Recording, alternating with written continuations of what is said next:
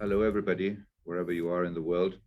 Just a quick announcement to let you know that we still need a few more council members or alternates to join in order to have a quorum. So let's give a few minutes more. Thank you.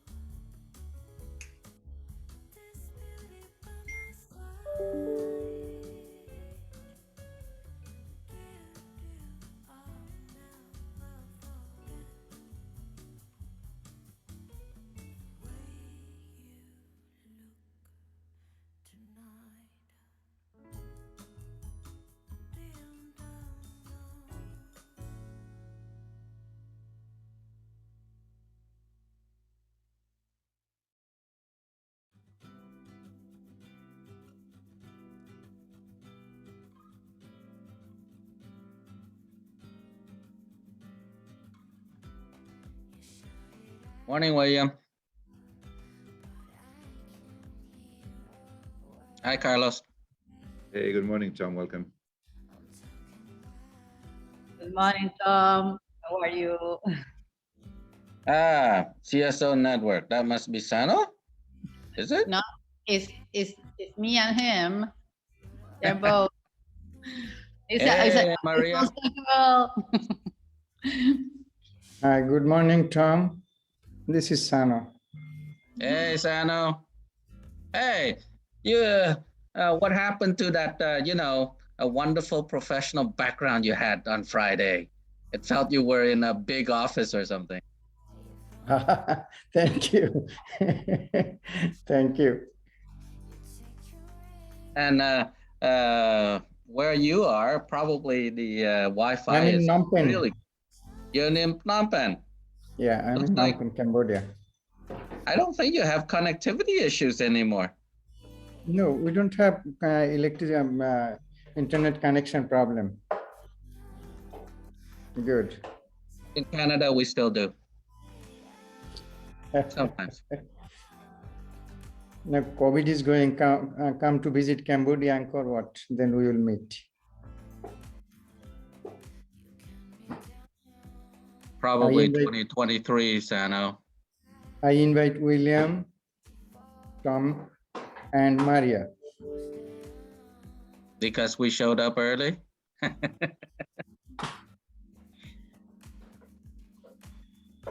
Yeah, because we see the smiling face. Look at William's face, get energy. Thank you, Tom, to join us on Friday. It's very important for us to have you, always. When William asked, and I just say yes. And anyways, I used to be young once. And it's always good to, go back to talk to young people to get that energy, that passion, and that, love, that also that sense of invincibility. I can do anything. That's the thing. That's the thing we feel. But still, I have that young woman inside. Yep. We can do it. We have to do it. It's a mandatory. Maybe next year, Indigenous, eh? Yeah. Very, very, very active people. Wonderful ones. Wonderful. And just be in contact with them just this morning, just to have all the reports, and they are so happy. And very, very active. Beautiful. We are trying to include them in the network because we need this brand new concept, thoughts, and energy. Mm.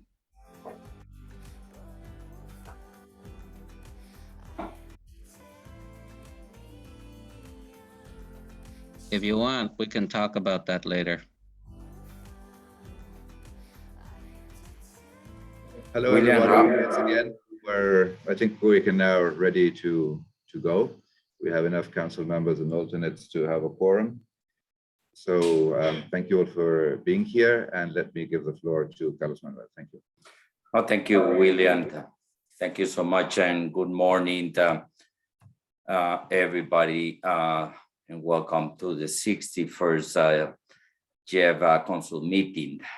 Like the past 3 council meetings, this session is being held virtually due to the pandemic.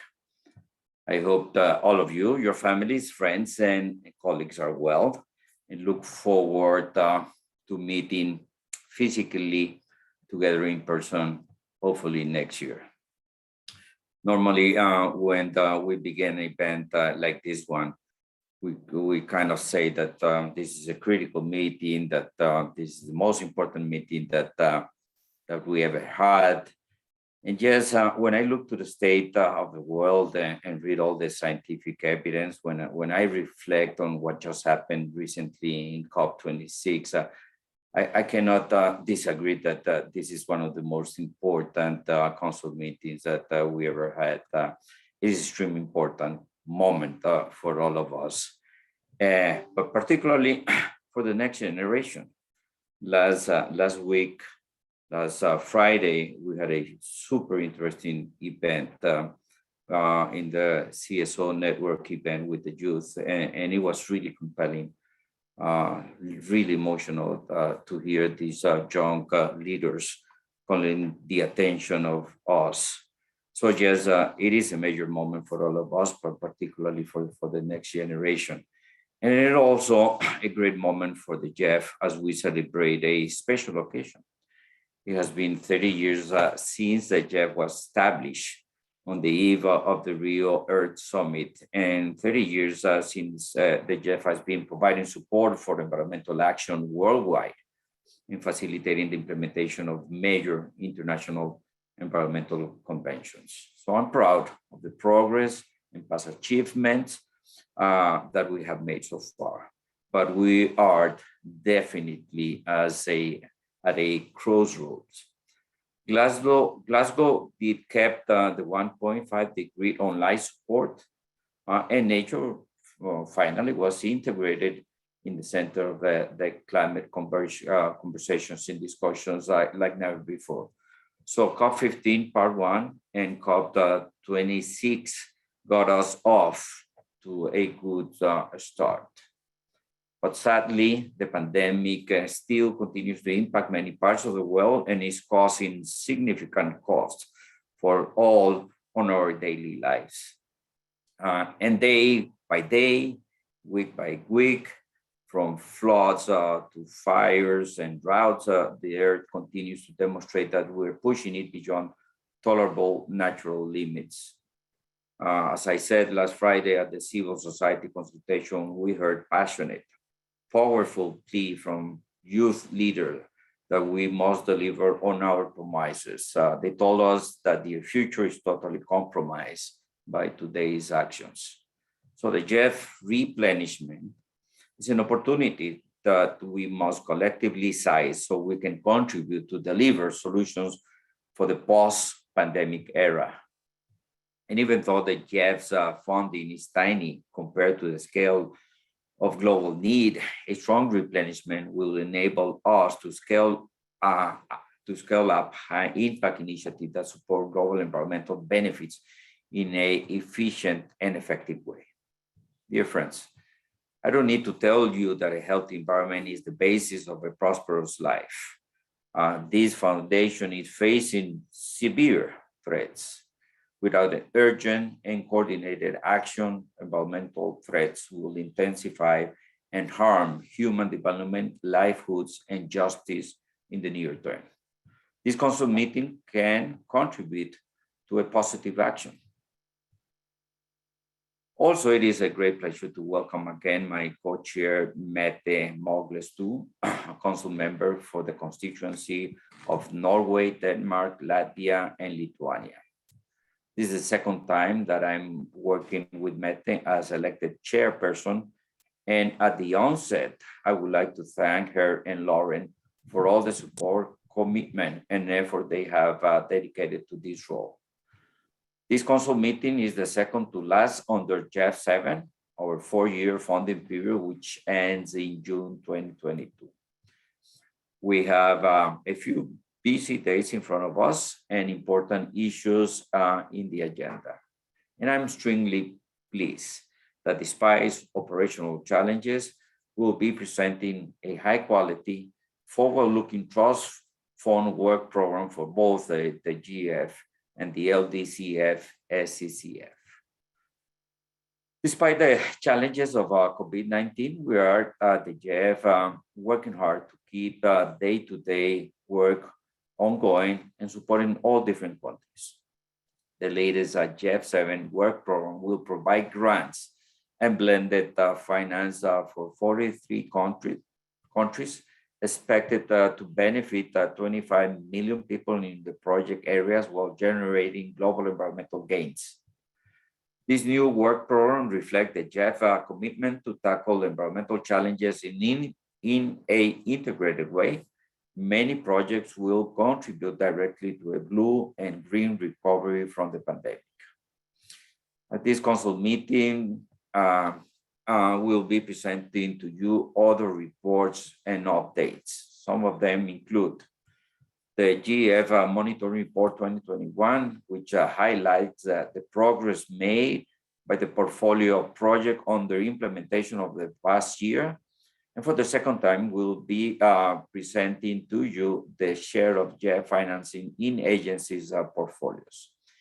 In addition, the independent third-party review of UNDP will be discussed, and during an executive session and the GEF with the GEF Secretariat and UNDP will be providing council members an oral report on actions taken in response to previous council decisions.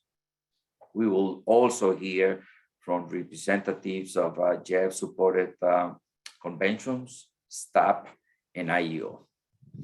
An important part of the ongoing GEF aid replenishment is the work of the IEO.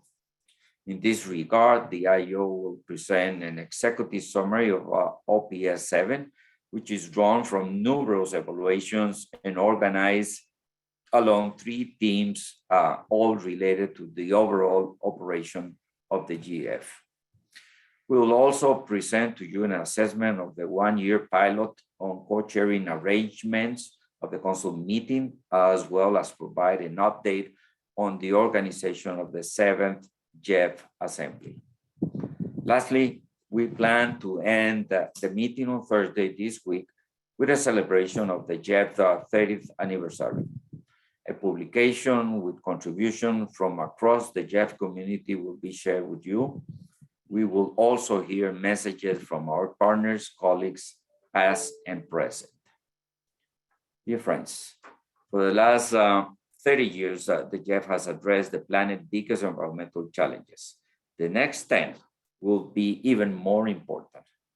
We need to work together to diffuse the crisis in front of us, from climate change, biodiversity and wildlife habitat loss, land degradation, ocean pollution, and the impact of hazardous chemicals.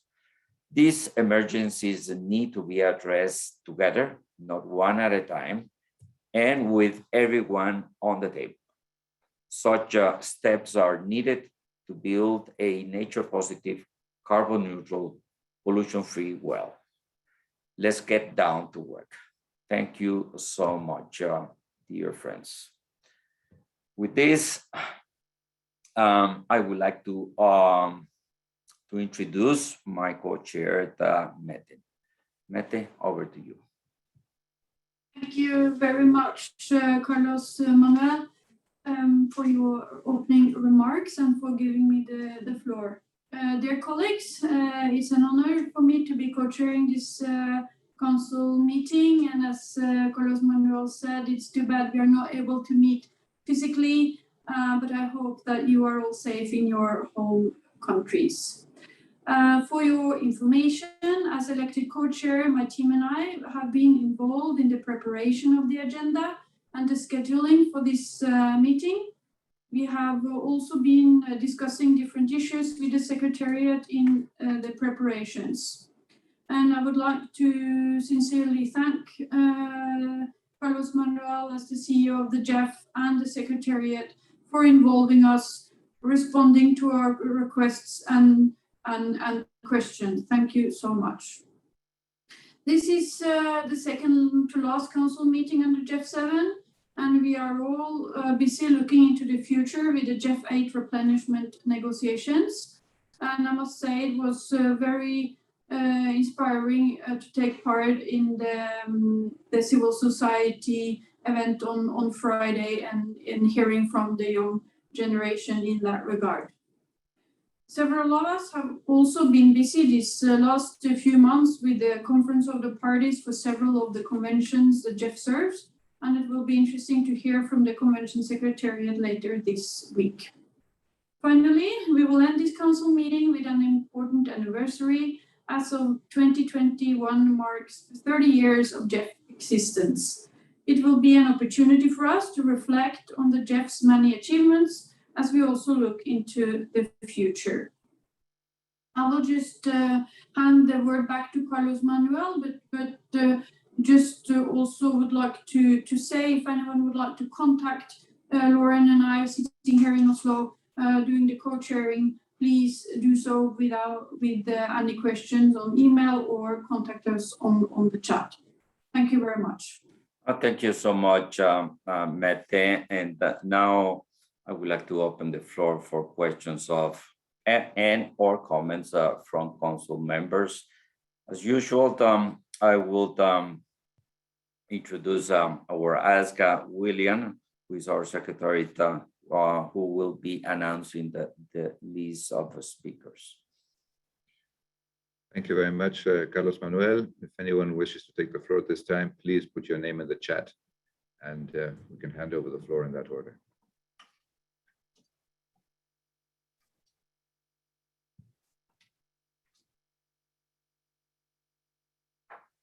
I see no one requesting the floor at this time, so I think we can go back to the agenda. Thank you.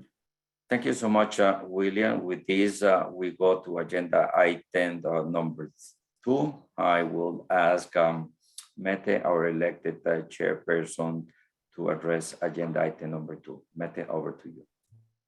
Thank you very much. And our first agenda item is adoption of the agenda. The council has received a provisional agenda for consideration as document GEF/C.61/01 revision.01. And I would like to hear from council members if there are items that should be added under other businesses or if you have other comments to the agenda. May I ask the secretary of the GEF to see if there are any requests for the floor. William, please.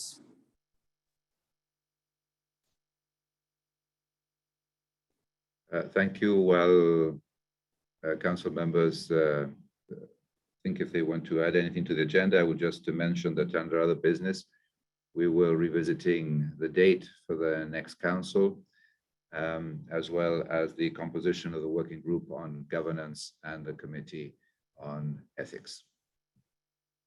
And I see no one else requesting the floor at this time. Thank you. Thank you very much, William. Then I would invite the council to adopt the agenda for this meeting.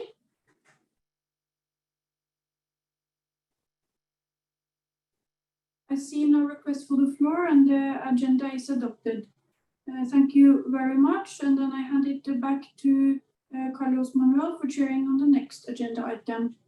Thank you, Mette. Thank you so much. And let us move on to agenda item number 3, which is a GEF monitoring report. I would like to invite Francoise Clot from the GEF Secretariat to introduce document GEF/C61/03, the GEF Monitoring Report 2021, which appraises the progress made by the portfolio projects under implementation with financing from the GEF Trust Fund over the past year.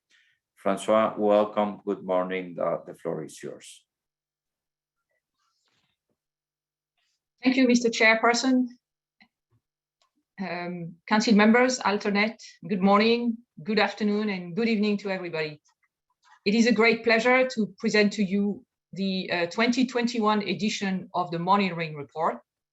Over the past year, GEF Finance investments have gone through quite a journey, and I first want to show a huge appreciation for what has been accomplished in this context.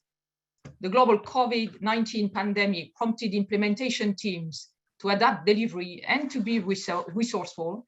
And resourceful they have been. Supervision missions took place through online meetings, third-party monitoring, supplemented project visits, and the delivery of project activities, such as training, took place online or with social distancing. Overall, this demonstrates the resilience of the partnership and the ability of project teams to adapt on the go. I have no doubt that much learning and innovation will continue to emerge in the next few months. Likely, these innovations will contribute to cost-efficient improvements, including in the longer future as well. The pandemic makes this year's edition of the monitoring report all the more pertinent. Nevertheless, it presents an opportunity to closely assess how we're going as a partnership and how the portfolio of 866 projects under implementation is moving forward. Before delving on the findings of this report, let me start by highlighting what is to be found in the report. First, the monitoring report carries on with the implementation of the portfolio scorecard, a tracking framework that monitors progress over time. By relying on objective measures of operational effectiveness and efficiency, the portfolio scorecard provides a reality check on how current circumstances are impacting project speed and quality. This year's edition also took on board Council advice recorded in our discussion from a year ago, and it now provides data by region and country groups, offering insights on portfolio progress and on challenges across geographies. In addition, this report focuses on results. It also reviews incipient progress in reaching actual results as the GEF prepares to do more in this area in the next replenishment cycle. And finally, it provides a deep dive analysis on midterm reviews. So let me start with the portfolio scorecard. Despite the challenging operating context, this year's portfolio scorecard reports good progress on many fronts. Let me provide just a few highlights. We note that the time to reach first disbursement has improved in the past year. This is an important metric because it speaks to the fact that startup delays have not increased as a result of the pandemic. Likewise, the disbursement ratio to countries remains at a very solid level. Performance ratings of projects also remain high, with 80% of projects rated in the satisfactory range for both implementation progress and for the likelihood to reach project objectives. In a nutshell, those elements tell us that projects are on the move with quality implementation taking place. At completion, we also see that more projects reach financial closure on time. In fact, 77% of the projects reached financial closure on time last year, a level on par with a year ago. We are, however, still engaging actively with agencies to financially close a backlog of over 200 completed projects. Closing this gap is important and urgent. In addition, our dialogue with agencies focuses on the submission of project implementation reports to ensure that next year we reach a 100% submission rate, up from 91% for FSP this year. This effort responds to your call for more focus on this area. On co-financing now, we see materialization rates improving at both MTR and T stages. Upon taking a closer look, we also see that materialization rates of co-financing are lower at midterm review in both the Africa region and the LDC group in general, matching concerns reported by agencies. This is in the context of the pandemic as reported by agencies, and we will continue to monitor this area closely. Overall, therefore, the portfolio scorecard and additional analysis in this report paint a picture of an effective GEF partnership with all but one indicator marked as green or amber in the scorecard.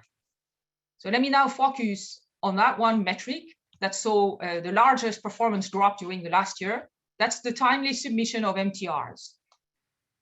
We are taking MTRs very seriously, as there is evidence that they are an important tool both for course correction in project implementation and for dynamic learning across the partnership. That's why we're dedicating the deep dive analysis in this report to MTRs, and why we committed to do more in this area in response to IEO's evaluation on self-assessment systems in agencies. To mark the importance of this topic, we are also recommending for your decision to continue to support the timely and quality delivery of MTRs as a tool to enhance implementation progress. Holding MTRs early enough in the project life matters to enable timely course correction where needed, and to solve problems and to adapt implementation for maximum and durable impact. This year, only 41% of projects reached the MTR milestone within 4 years from CEO endorsement. And this is lower than last year's performance at 58%. Obviously, travel restrictions largely explain this deterioration according to our discussion with agencies. Travel restrictions prevented many project teams to hold MTRs as planned, and in particular to support the process with consultants. But beside timeliness, we ought to know how well MTRs serve their purpose, and the deep dive analysis answers this question, although more analysis needs to take place in the future. It does confirm that agencies are using MTRs for proactive implementation, and that clear agency guidance support MTR preparation in most instances within agencies. These features are key elements for consistent and quality reporting, and we will engage agencies further on this, as agreed in our response to IEO's evaluation of agencies' self-evaluation systems. Finally, MTRs have a positive contribution to project performance trajectory, and one sign of this, which we call in the report the MTR effect, shows that between a fifth to a quarter of projects report a higher project rating a year after conducting an MTR. So the direction to travel is clear. Council members, our GEF Secretariat team prepared the report you have in front of you within just a few weeks, and this was made possible thanks to the GEF portal and to timely direct data submission in the portal by agencies. This report embodies our resolve to continue to collaborate with agencies to deliver financing and results on time, with quality, and with increased effectiveness. Its findings provide elements to guide our engagement. Thank you for your attention. We will now open the floor, and I'm looking forward to your feedback, comments, and questions. Thank you so much, Françoise, for presenting the report. Now I would like to open the floor for questions and comments from Council.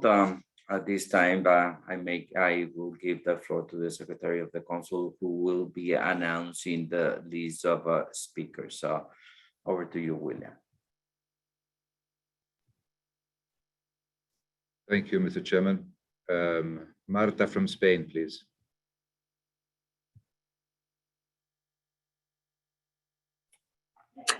Thank you, Chair. Thank you for your opening words to everyone. And I will intervene in Spanish. So, felicitamos al GEF porque a pesar de los desafíos del COVID-19, sigue trabajando para impulsar los beneficios ambientales globales. Los ratios de implementación de proyectos siguen siendo satisfactorios y los proyectos han sido progresivamente más eficaces en la adaptación a la nueva situación de pandemia.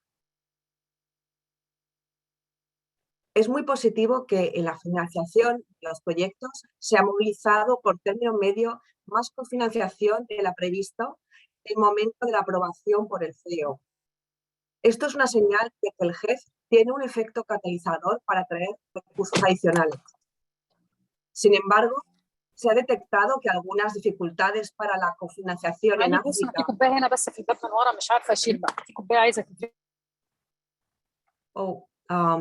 there's some connection problems. Adelante, Marta, no te escuchamos bien. Okay, thank you. Thank you. I continue that. Esto es una señal de que el GEF tiene un efecto catalizador para atraer recursos adicionales. Sin embargo, se han detectado algunas dificultades para la cofinanciación en África y en los países menos desarrollados. Se trata de una cuestión importante sobre la que debemos seguir buscando soluciones. El porcentaje de proyectos dirigidos a LDC y FCs ha mejorado ligeramente, pero creemos que existe margen de mejora. También tenemos margen de mejora en términos de concentración. Las 3 agencias fundadoras representan ahora el 65% de las operaciones en curso, lo que supone un ligero descenso con respecto al 67% del ejercicio del 2020. Finalmente, el informe de seguimiento también ha identificado algunas dificultades en la preparación de las revisiones intermedias de los proyectos. En la vista del contenido del informe de seguimiento y de las carencias identificadas, parece pertinente la petición que se propone en el borrador de emisión para mejorar la presentación a tiempo y de calidad de estos informes intermedios. Estas revisiones son fundamentales para impulsar las mejoras y el aprendizaje durante la ejecución de los proyectos. El GEF trabaja para promover el intercambio de buenas prácticas en la preparación de estas revisiones intermedias y creemos que sería útil recopilar las lecciones aprendidas por tipologías de proyectos. Esto permitirá una eficaz gestión del conocimiento y sería de mucha utilidad para futuros proyectos. Muchas gracias. Thank you, Chair. Muchas gracias, Marta. Sano, you have the floor, followed by Brenda.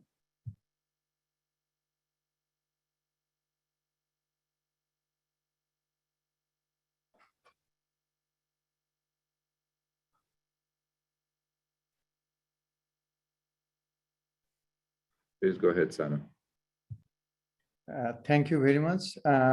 We appreciate, first of all, for the progress the GEF Secretary has been making.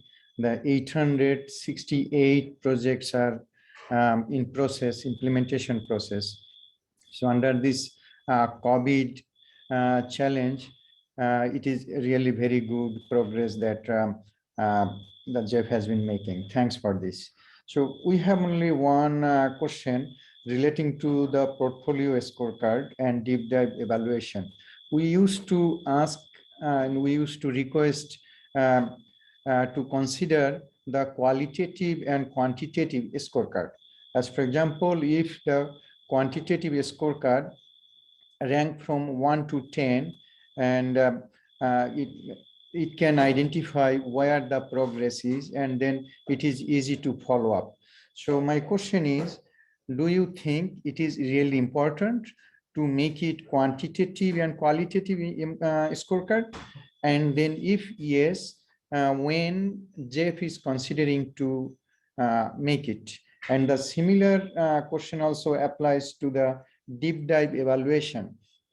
Because when we want to do the deep dive evaluation, we need to consider age and sex disaggregated data. And of course, there is qualitative and quantitative indicators. So my question for portfolio scorecards and deep dive evaluations to Francois. Thank you so much. Thank you, Sano. Brenda from Mexico, followed by Renato from Brazil. Brenda, you have the floor. Thank you, William. I will make my intervention in Spanish. Muchas gracias y muy buen día a todos. Desde la circunscripción de Costa Rica, El Salvador, Guatemala, Honduras, México, Nicaragua, Panamá y Venezuela. Le damos la bienvenida a este reporte y agradecemos el buen desempeño que ha tenido el GEF durante los últimos años, en particular estos dos últimos que han sido años pandémicos y difíciles para todos. Consideramos que las revisiones de medio término son esenciales para garantizar la eficacia y la eficiencia de los proyectos y por ello invitamos a las agencias y a los países a informar sobre el rendimiento de sus proyectos de forma transparente y en el tiempo requerido, de modo que sea posible aprender de las buenas prácticas y de los desafíos existentes. Como región, resaltamos la importancia de seguir apoyando a los países en desarrollo en general, sin hacer distinción entre ellos y considerar los retos que tenemos hoy en día a causa de la pandemia por el COVID-19. Muchas gracias. Muchas gracias, Brenda. Renato from Brazil, followed by Hongxia from China. Thank you, William. Good morning, good afternoon, good evening to everyone. On behalf of the constituents of Brazil, Colombia, and Ecuador, we'd like to welcome this report, which we think it highlights the state of the art regarding the implementation of projects over the last year. We have already, as we have already stated during the last GEF 8 meeting, we still have concerns on the impact of the pandemic on our region and how this may have affected the fulfillments of projects and respected the project disbursement calendar accordingly. We believe a closer look on the situation like ours should be endeavored, and perhaps this monitoring report has not captured fully. Once again, we have some concern that categories of countries will continue to be introduced outside of those already included in the multilateral environment agreements, which makes no reference to income or vulnerability.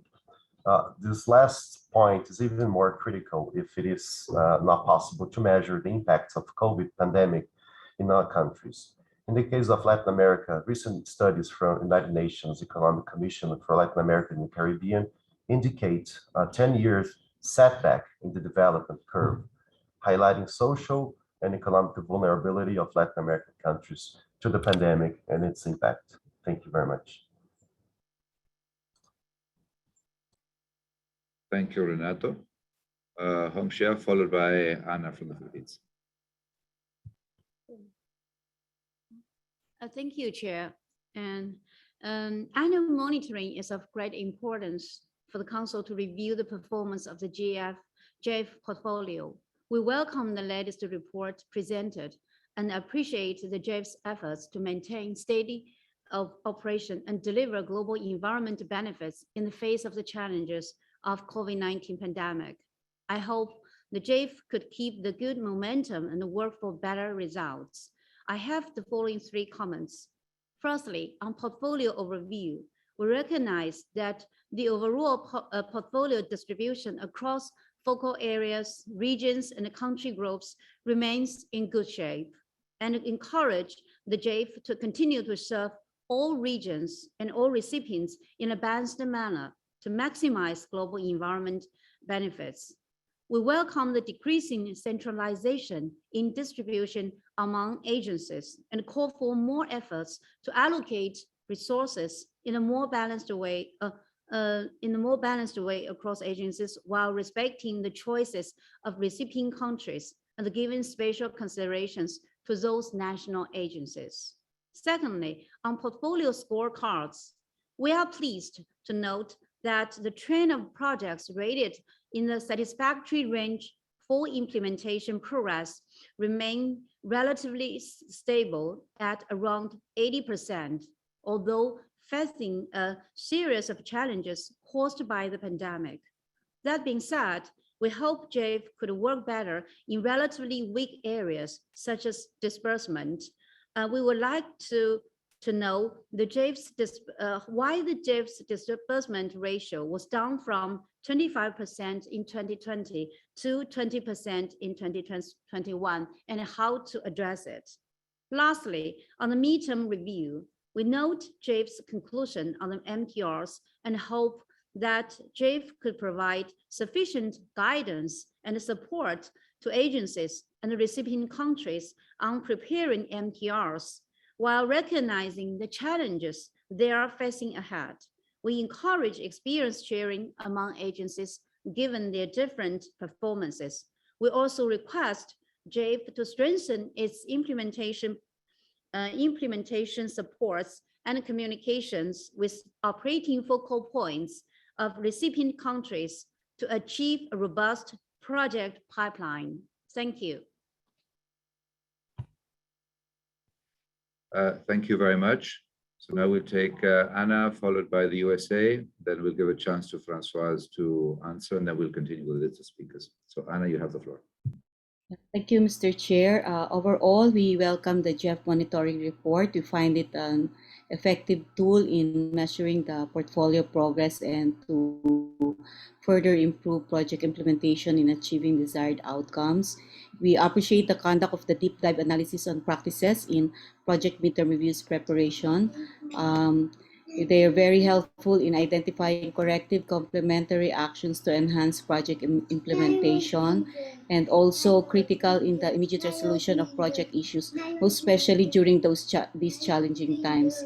We also agree to the previous recommendation to conduct MTRs for all projects, regardless of size and duration, for continuous tracking of progress, of project progress, especially monitor compliance on co-financing commitment. We would like to suggest that number one, we strengthen the involvement of the OFPs in the conduct of annual project implementation reviews so that the OFPs can be kept updated with project implementation progress and to facilitate the effective documentation of lessons learned. Also to have a standardized format for PIR for all GEF agencies. GEF agencies use varying formats for their PIRs. So a uniform or a PIR template will help in making consolidation and analysis of information easier. And we wonder if we can also have a country-specific portfolio scorecard to assist countries. On the small grants program, we have seen the need for support to the least developed countries and the small island developing states, more specifically in terms of project monitoring and evaluation. This would greatly assist project implementers and stakeholders in assessing the progress and impacts of SGP in sustaining and enhancing project efforts on the ground. And we are pleased to note that GEF projects continue to have great progress despite the implementation challenges brought by the pandemic, and though further assistance could be extended to the most affected areas such as the least developed countries. Thank you. Thank you very much. Let me give the floor to the US, and then we'll go back to Francoise.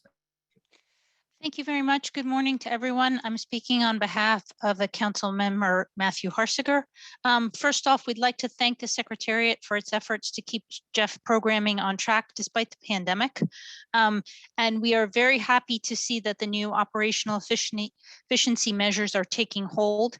It seems that projects are being prepared faster and funds are being dispersed quickly, and also that most projects are being closed on time, although slightly fewer than last year. We very much appreciate the Secretariat flagging the issues around timely delivery of midterm reviews, as well as co-financing challenges for projects in certain countries.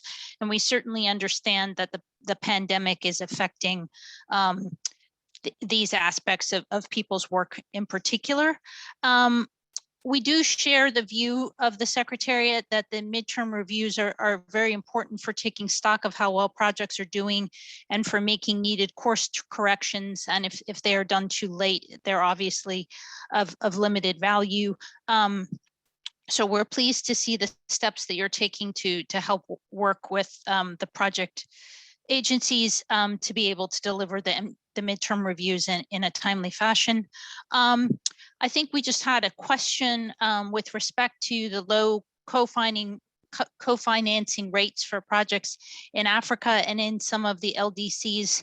Does the Secretariat think that these will be able to improve by the time these projects reach their terminal evaluation stage, as has often happened? Or do you see that trend not holding? And what impact do you think that it will have on the intended results of these projects? Just many thanks to all of you. Thank you very much, Abigail. And now I give the floor to Francois, please. Thank you.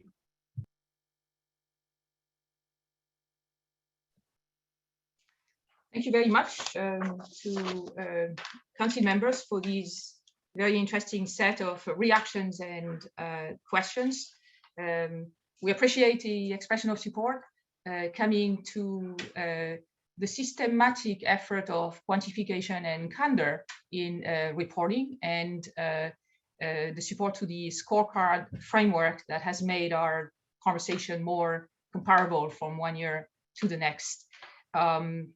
Let me address a few points here. There was a mention of concern over co-financing trajectory for Africa and for LDC countries expressed by the US and by Spain and others.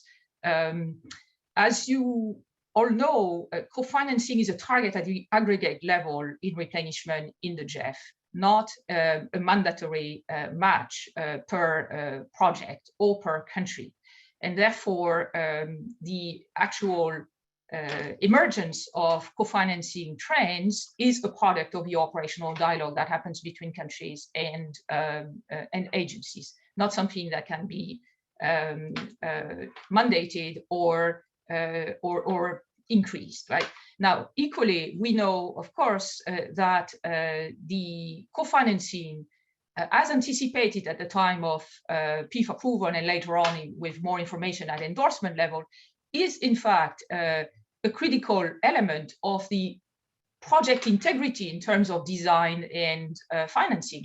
And therefore, it is a concern indeed that during the pandemic and what we see, it was also mentioned by the representative of Brazil, in the context of additional fiscal pressure on countries that have, in some cases, both a substantial increase in debt, less intake in terms of fiscal revenues, and less fiscal space as a result.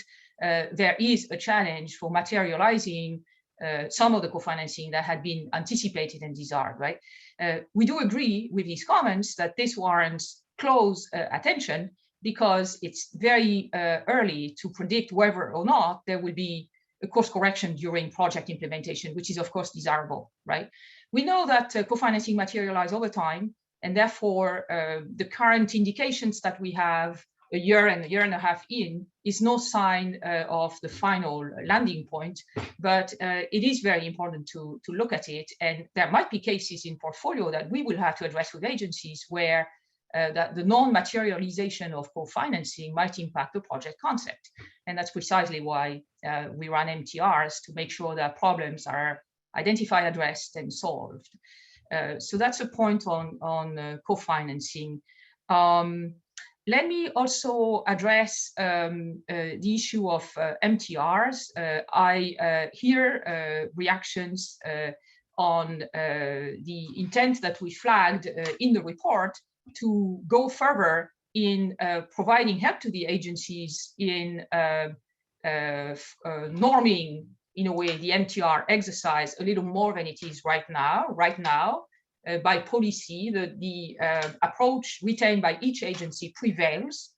We know from the deep dive, and that is good news, that they do it in a way that is internally guided by important strategic considerations. So this is a process that is in agency by agencies very well guided, but we need to pay more attention, and that goes in the direction of EIO observation in the evaluation of self-evaluation of agencies, to the fact that there is quite a bit of a heterogeneity across agencies on this, and that it would be valuable for the GEF partnership, for learning purposes and for reporting purposes, to have more of a joint approach. So we will, of course, address that in our work with agencies, which takes the form of frequent consultations, agency retreats, exchanges over knowledge and practices, to follow up on the commitment we took under the IO response in order to have in GEF 8 more discussions on how to make them even more valuable. There was a question asked by the CSO network, thank you, Sanu, on the issue of the scorecard being a quantitative tool, and a question raising on how much of a qualitative set of consideration should also be in order. And I think it's an excellent question, because we know that a quantitative scorecard can only flag issues and trends and attract our attention to some of the issues that we are trying to address. But the qualitative assessment that comes downstream from that, project by project, quite frankly, is part of what should be portfolio management for the partnership in GEF, right? It's not possible from a set of quantitative indicators to necessarily diagnose or understand the specific challenge encountered by each project, but it is very necessary, once that has been flagged, to actually have a qualitative process that will allow agencies, countries, and if needed at all, the GEF Secretariat to consider some of the downstream action that are in order. So yes, I understand your question, and in GEF 8, it is the intent to make sure that we have more of a back and forth dialogue on portfolio management in general, including at the project level, having an early warning system for projects that need attention, for instance, and having some back and forth in the follow-up. Certainly, that is something we should be committed to doing. There was a question on disbursement from China, and thank you for that. Yes, there is a decrease, and you spotted it right between last year and this year in disbursement ratios. Now, to give just a sense of, a common sense of what it means, right? A disbursement ratio of 25%, if sustained, means that you're implementing a project in 4 years, which is quite a solid disbursement track record. Disbursement ratio of 20% means that you're doing the same in 5 years instead of 4, which, considering the multiple hindrances that we currently have to conducting the work of the GEF partnership, is not actually a bad number. So we are, of course, very eager not to see a deterioration in this area, and we're very keen and very happy to have heard from agencies in multiple exchanges we had that they've done a lot actually to try to bridge normal business practice into the challenges that they faced, whether by functioning long distance or relaying their work with local consultant, or really targeting for travel, in fact, and they've done quite a lot of it, issues that are priority action oriented issues, if you will. And so in that sense, you do have the numbers right. We are closely monitoring this. We know the agencies are very much focused on it, and we're actually quite glad under the circumstances to only see what remains a relatively small decrease in a solid disbursement trajectory. There were mentions as well of the importance of helping operational focal points and country teams in country more with implementation and with some of the challenges that they are encountering. Was mentioned by Philippines and by China, and we're very sensitive to that. In fact, we have a bigger picture plan here to enhance further our engagement with OFPs and beyond OFPs with broader country-based government representatives, as well as beneficiaries and communities involved. That's part of what we're aiming at, again, in GEF 8, in expanding the country support program. And again, thank you for these comments, because they touch at the core of what we care about and are trying to make happen. Let me stop here for now, and we can take a second round of questions. Thank you. Thank you very much, Françoise. We have 12 speakers, so let me take them in 2 sets of 6. And we start with Pavic, followed by Lisa. Pavic, you have the floor. Thank you very much. On behalf of the East Asia constituency, we would like to appreciate the GEF monitoring report. We're pleased that the operational efficiency measures have helped the government agency and stakeholder address global environmental challenges during the COVID-19 pandemic. And our project is going very well. However, regarding the co-financing, I would like to reiterate that our constituency still facing the challenges of the seeking the co-financing. And lastly, we would like to support the strengthening of the capacity of the operational focal point of the GEF. Thank you very much.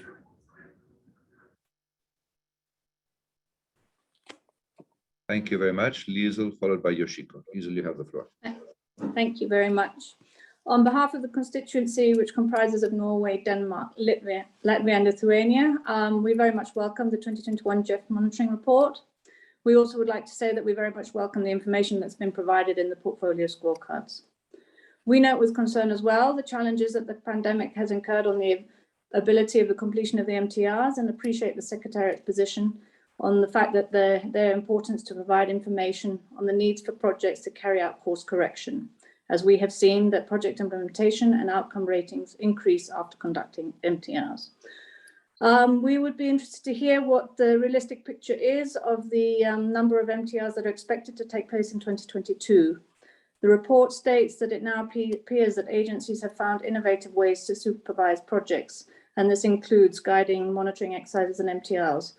We would like to hear a little bit more about these innovative approaches and what the feeling is of the assessment and of the quality of the third-party monitoring that has been used to compensate so far.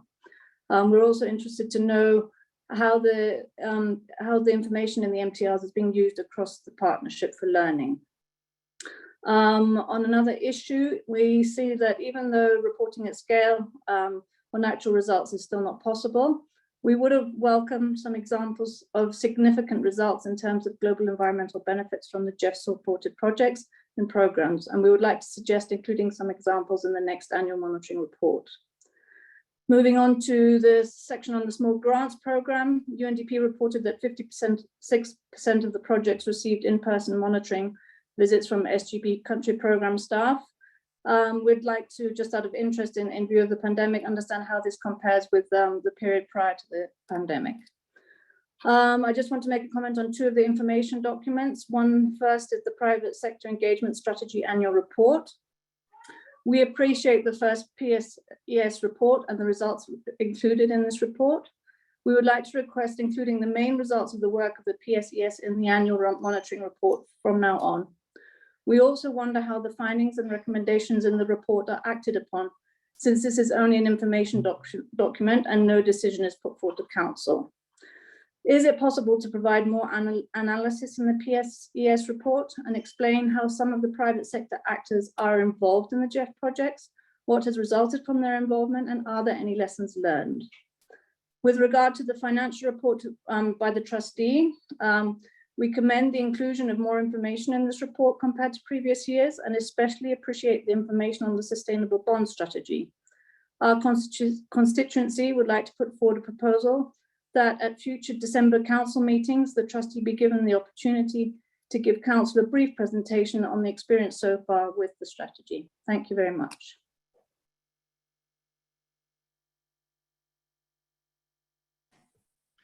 Thank you. Let's move on then to Yoshiko, followed by Gabriela. Thank you for the floor. We welcome the monitoring report and support the proposed decision. Ensuring the timely and quality delivery of midterm reviews is critically important, we think, to ensure adjustments or corrections to any projects and ensuring sustainability and durability even in spite of the pandemic. We therefore welcome the Secretariat's deep dive on this issue in this monitoring report. We have 3 points to make.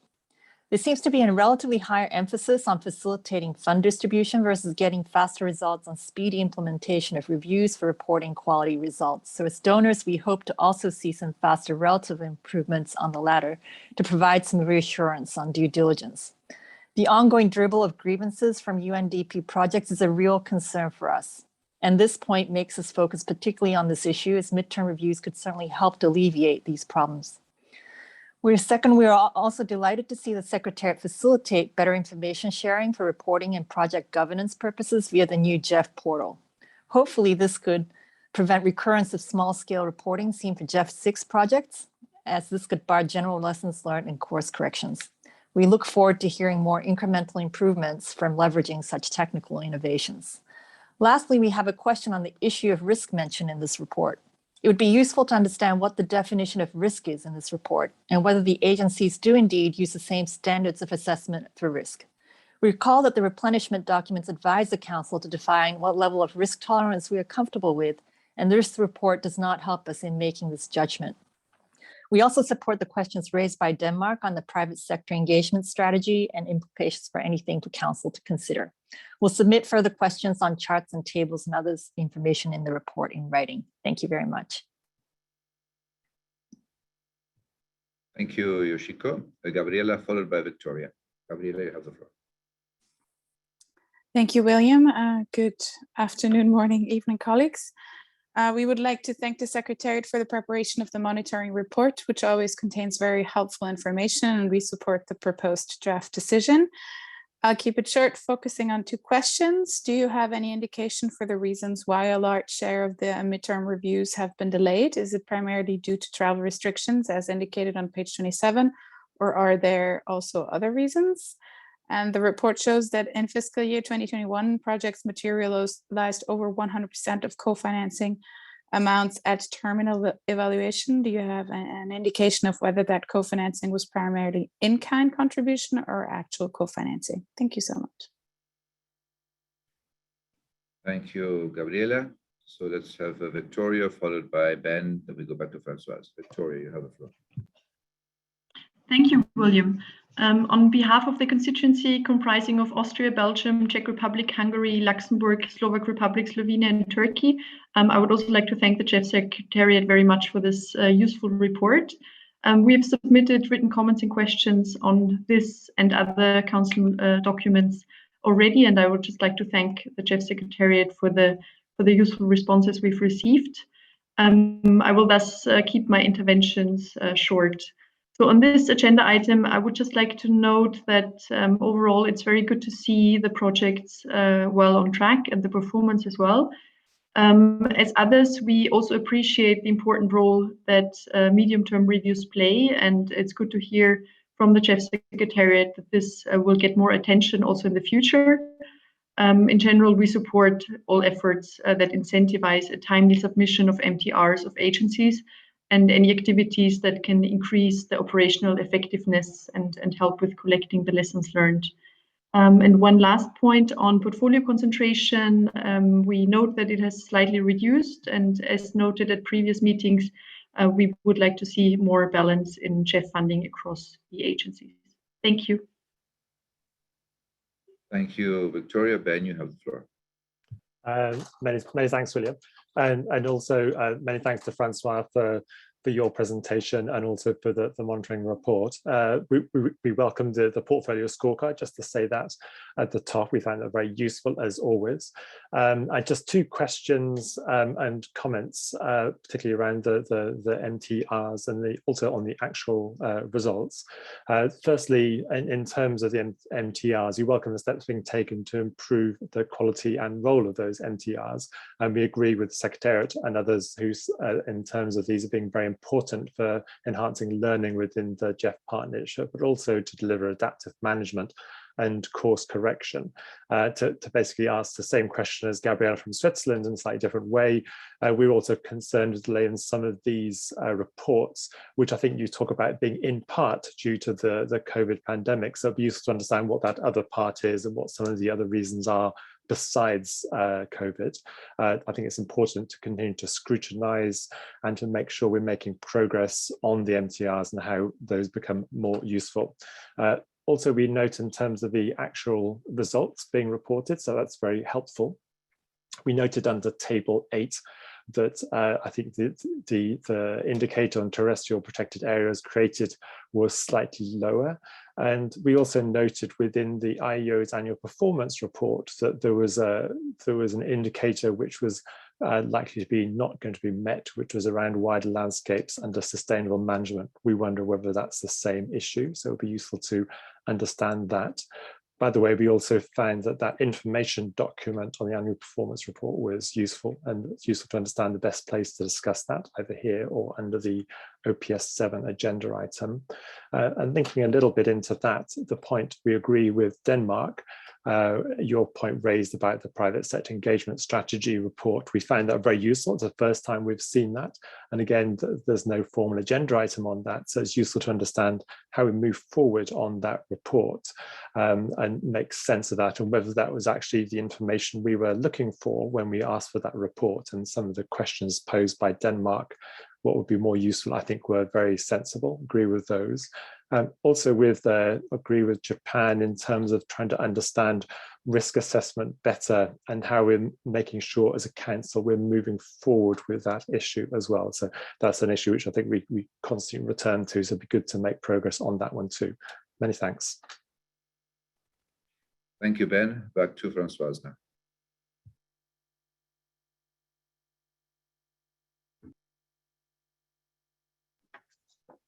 Thank you very much, William. I note again the repeated concern about two issues already addressed, which is the extent of co-financing challenges and the question moving forward on whether or not that will be corrected, as well as the interest in making sure that there is extensive use of the MTR learning towards the issue of better troubleshooting of project trajectory on performance.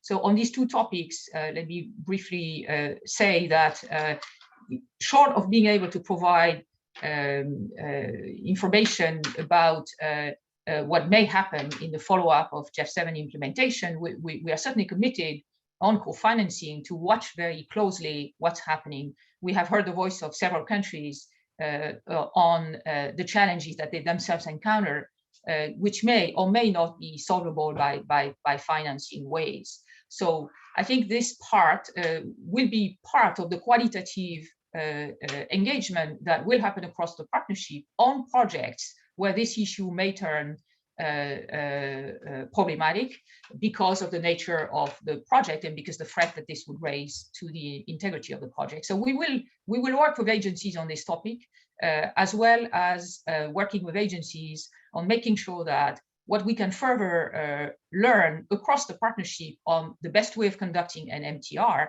is broadly shared. So in both cases, I expect that we would be next year able to shed more light with more time lag, if you will, on those issues. And in the meantime, we certainly commit to working on that very closely. There were questions from Japan on risk and how we measure it during implementation.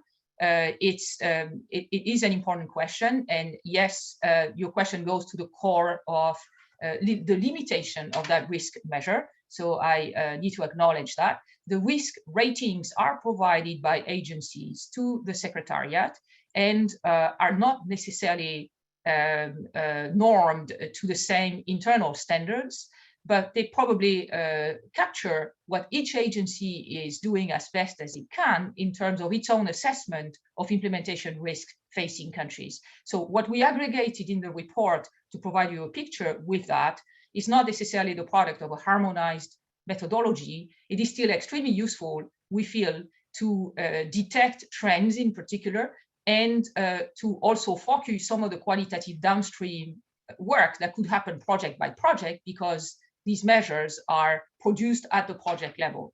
Now, the innovation here, which is again very valuable, is that since GEF 7, this data is directly entered by agencies into the portal, and we can at least look at this this aggregate picture to guide our engagement. So that's both the extent and the limit at this point of this approach. It is a long way from being able to have a very coherent risk-based approach, but it is, as in many other areas where we rely on the maturity of the internal systems of agencies, it is a very important indication to contribute to better dialogue and better learning. So there was a question about, yes, following, sorry, on MTRs, there was a question about how many MTRs are expected to be provided next year. And this sort of cruising average for GEF is about 100 MTR per year. Since we had some delay this year, and again, subject entirely to the working environment that the agencies will face moving forward, we might be able to catch up on some of the ones that were delayed this year. MTRs rely quite heavily on bringing in new perspectives to actually assess midterm how a project is doing. Agencies typically send staff from headquarters to provide a new look onto the situation, tend to engage international consultants to do that as well. And the implication is that it's been one of the most vulnerable segments to the travel restrictions that that we have faced in the current year. So we hope, context allowing, to see a catch up, and we certainly at the same time will conduct an enhanced dialogue across the partnership to make sure that the learning is increased, and to make sure that some guidance, some guidelines from the Secretariat come in complement to what agencies are already doing within.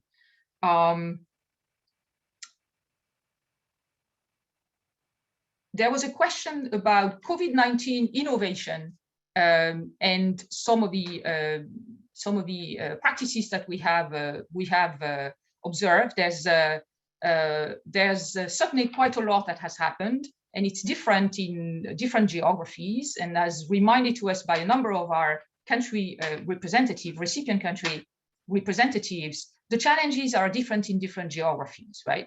So we have seen a variety of responses here. Some programs rely more heavily on presence on the ground, and certainly the SGP program has had the opportunity to have people in country that in some cases have been able to travel and in others haven't been. There was a very specific question to which I do not have the answer, which is how do the 55% reported by SGP compare to a normal year? I would expect that the number would be much higher in a normal year, because the SGP program has regional representatives in all countries, and they tend to cover their portfolio on an annual basis. So there has been restrictions at that level as well. And we have heard from agencies in the recent agency retreat that at the same time, there is a learning process that will stay with us in terms of the capacity to mobilize long distance and virtually over very specific processes, including, say, procurement processes, for instance, which are both sensitive, time-bound, confidentially handled, but they have evolved ways and protocols to be able to adapt and make sure that projects are not stopped along the way. So we hope certainly that with that evolution and maybe more lenient conditions in the future, we would be able to see further results. I note a number of proposals coming from Denmark and others on some directions that would be helpful.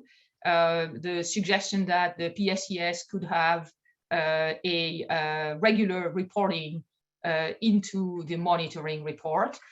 So that's noted. The suggestion that trustee could give a presentation on the sustainability, on the sustainable strategy, investment strategy as well.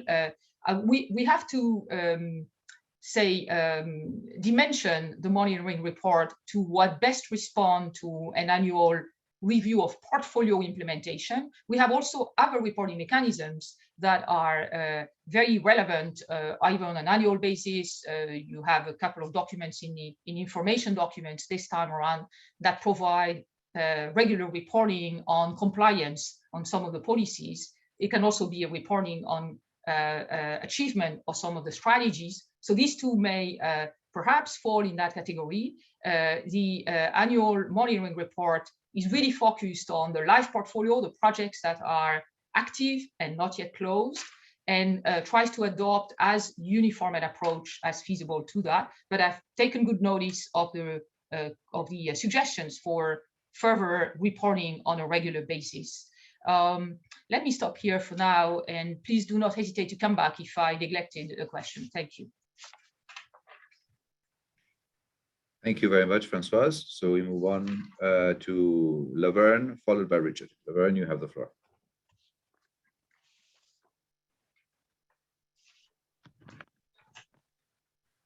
A warm Caribbean greeting to all of my colleagues. I'd like to thank Francois and her team for the monitoring report.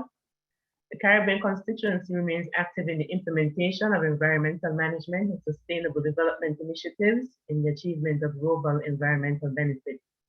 In small island developing states, the failure or success of such projects have far-reaching implications impacting numerous communities or the entire country. Ongoing monitoring and evaluation are both critical elements in project cycle management that helps both the financier and the beneficiary to ascertain the progress or lack thereof in achieving the specific outputs towards achieving the envisioned short to long-term outcomes envisioned when the initiative was designed, challenges that were encountered, corrective measures taken, if any, and how to improve the process going forward. The GEF Monitoring Report 2021 provides an opportunity for us to see clearly what has transpired in this regard during a period that continues to evolve as the pandemic remains an ever-present factor in how we design and implement projects. Caribbean constituency is pleased to see that across the GEF portfolio, notwithstanding the increased challenges provided by COVID-19, projects and programs have continued to perform well. As outlined in paragraph 18 on page 8, the Caribbean constituency states have been exposed to higher implementation challenges as they have faced issues of institutional and human capacity limitations with the implementation of COVID-19 protocols, which has limited human resource capacity and movement nationally due to required shift systems, lockdowns, and/or quarantine procedures. Travel restrictions have caused the need for reorientation of planned activities to ensure impactful engagement and achievement of quality outputs. We use this opportunity to commend our national and regional project management teams, steering committees, and the GEF agencies involved for their efforts in ensuring that the projects remain on target as much as possible, which has enabled the receipt of ratings in the project implementation reports ranging from satisfactory to highly satisfactory. We concur that the midterm reviews play a vital role in identifying areas of challenge to make corrective action, which redound to ratings within the PIRs. The ongoing monitoring before and after the MTRs are vital in our own compilation of lessons learned and serve as part of our efforts at knowledge management. However, the following points are raised for continued monitoring and dialogue. Timeliness of the MTRs are important to ensure that the required corrective actions are taken in order to safeguard the success of the projects and programs. There have been experiences in the region when this exercise occurs later than anticipated in the project implementation process, which impacts the benefits that could be derived through timely action by project steering committees and the implementing entities. As the governments of member states in the constituency continue to implement improved public financial management procedures, there is a notable misalignment between the national budget approval process for respective government fiscal years, that of the GEF, and the GEF agencies. Therefore, when a project or program is yet to be approved by the GEF, it will not be represented in the national budget, as there is an internal procedure for inclusion in the national budget, including the allocation of co-financing. As a result, projects not represented in the budget approved by the National Parliament will encounter delays until such time that the initiative can be duly represented. In addition, COVID-19 has called for resources to be reallocated to other sectors such as health, education, and social development, which has reduced the co-financing components. In this regard, there is need for ongoing strategic dialogue between the member states, the GEF Secretariat and its agencies to ascertain the best approach to navigate the requirements of each party to further strengthen the project management process. Thank you very much. Thank you, Laverne. Richard, followed by Miguel. Richard, you have the floor. Thank you, William and Francois. And on behalf of the constituency of the Republic of Korea, New Zealand and Australia, I want to express gratitude to the Secretariat for the preparation of the monitoring report and the scorecard. We cautiously welcome the results of the monitoring report, recognising the responses that have already been provided in relation to the midterm review and also co-financing and the limited actuals to date. But overall, the results are looking optimistic, which is good to see. I do have a question in relation to the midterm reviews and the extent to which they're focused very much on the, and I think appropriately, quantitative report, financial reporting and disbursements, the extent to which it might be viable to pick up some results and qualitative information as part of that reporting to get more tangible information flowing through the midterm reviews. Thank you.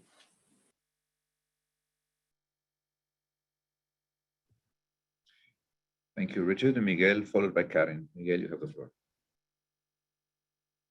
Thank you, William. I will continue in Spanish. La circunscripción integrada por Argentina, Bolivia, Paraguay, Perú, Uruguay y Chile agradecen el informe presentado por François y los progresos en el desempeño de la cartera de proyectos. Apoyamos lo ya expresado por los colegas de México y Brasil, particularmente lo relativo al impacto de la pandemia en nuestros países y su consideración en el desarrollo de los proyectos, y también a Dinamarca respecto a lo expresado en relación al sector privado. En relación a la evaluación de medio término, queremos expresar que es un mecanismo fundamental que permite el ajuste y la adecuación y adopción de los cambios necesarios para el buen desarrollo y finalización de los proyectos. Es por ello que es muy relevante que se lleven a cabo a tiempo. Hemos visto en muchas oportunidades que estos se efectúan ya cerca del final del proyecto o en una etapa ya tardía, por lo cual pierden en gran sentido su significancia. Es muy importante por ello que las agencias se preocupen de planificarlas y ejecutarlas en el tiempo preciso. Muchas gracias. Muchas gracias, Miguel. Karen, you have the floor, followed by Stephanie.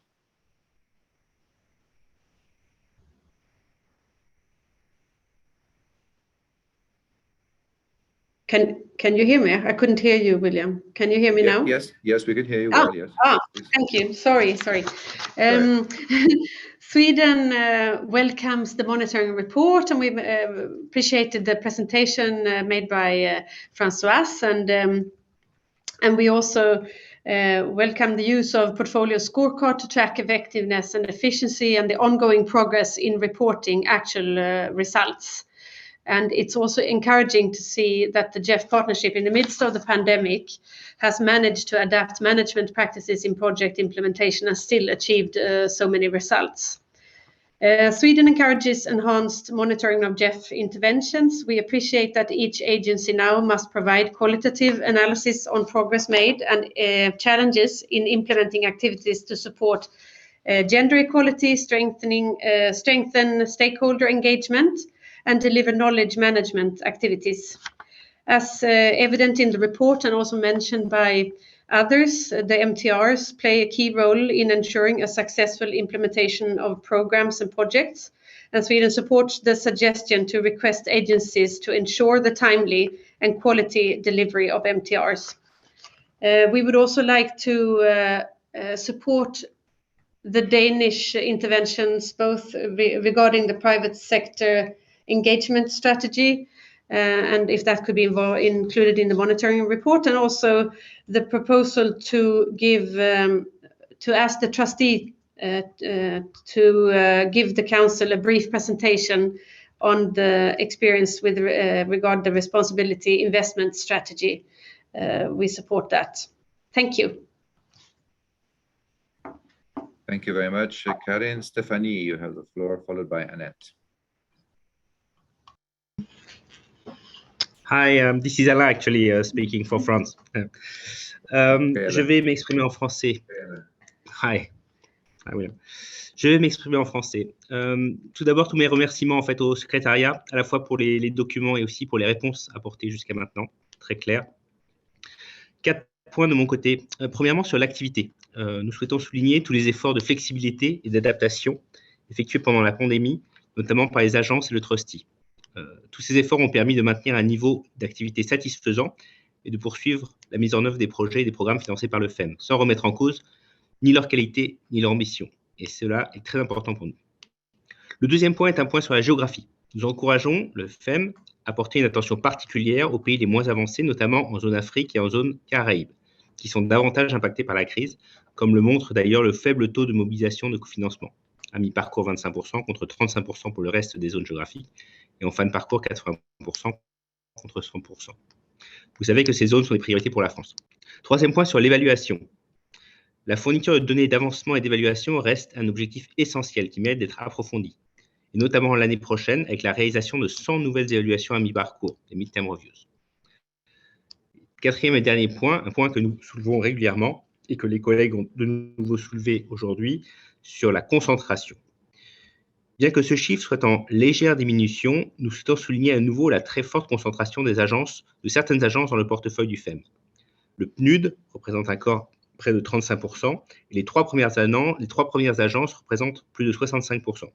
Nous encourageons donc le FEM à continuer sa politique de diversification, et notamment en s'appuyant davantage sur les banques régionales de développement. Je vous remercie beaucoup. Merci, Ella. And now, last speaker, Annette, you have the floor. Thank you very much. I would like to express our satisfaction with the progress and results achieved shown here in the monitoring report. Germany especially welcomes the assessment of the GEF's portfolio scorecard and the additional disaggregation by region and country group, allowing to capture the progress over time with more reference points. We found that very useful. Especially also the differentiated picture regarding the effects of the pandemic, which allows to focus on challenges that are due to pandemic and those that are possibly more due to a structural nature. We also highly support the use of midterm reviews across the partnership. Together with the portfolio scorecard, this deep dive analysis is a clear step forward to a more systematic monitoring approach and should help to better track and report on actual results for GEF aid.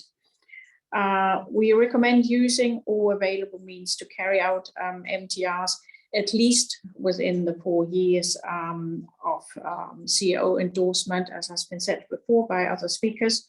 And despite the COVID-19 effect, it's necessary to use that for course corrections in a timely manner and also for learning across the agencies.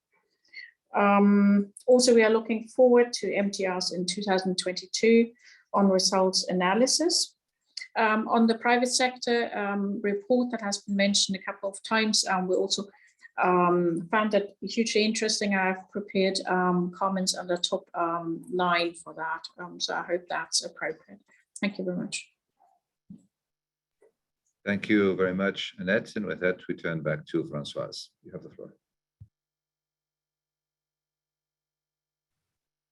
Thank you very much, William, and thank you again for the reactions and questions. Let me note the supporting comments on a number of directions that we have followed, in fact, in developing the annual monitoring report.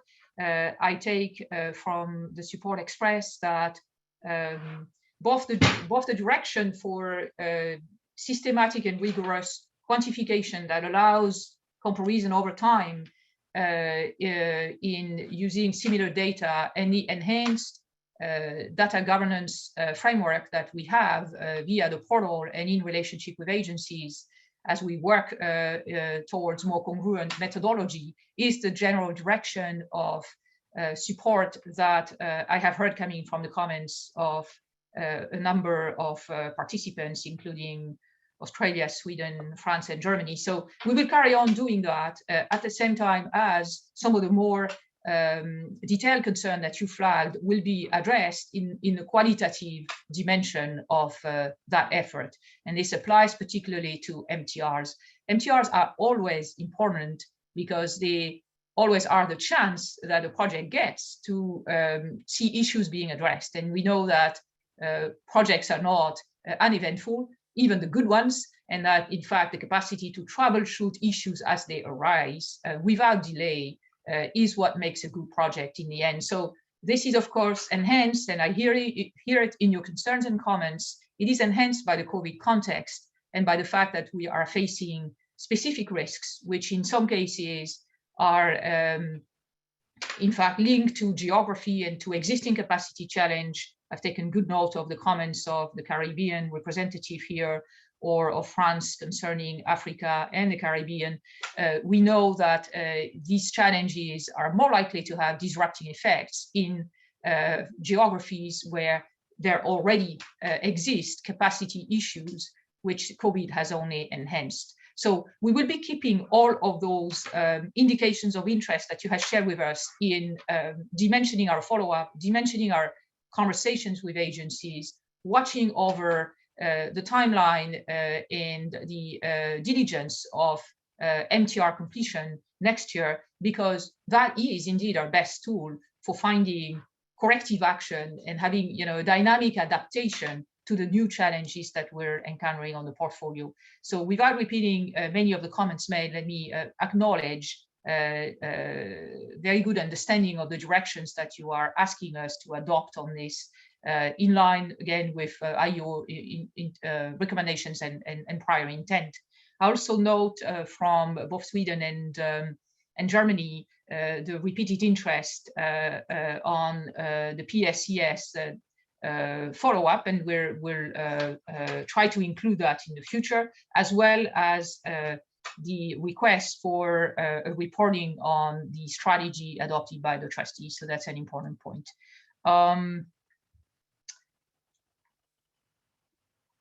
I note the point on concentration, which was raised by France, which is, of course, under focus right now, as you know, in the discussions that we are having in the replenishment context, and on which quite a lot of analytical work, consultative work with agencies to try and find out what some of the challenges are, some of the facilitation can be, and some of the directions for potentially adoption of policy decisions in GEF 8 are predicated. So this is very much in focus, even though the monitoring report itself only provides a snapshot of the 2021 status quo.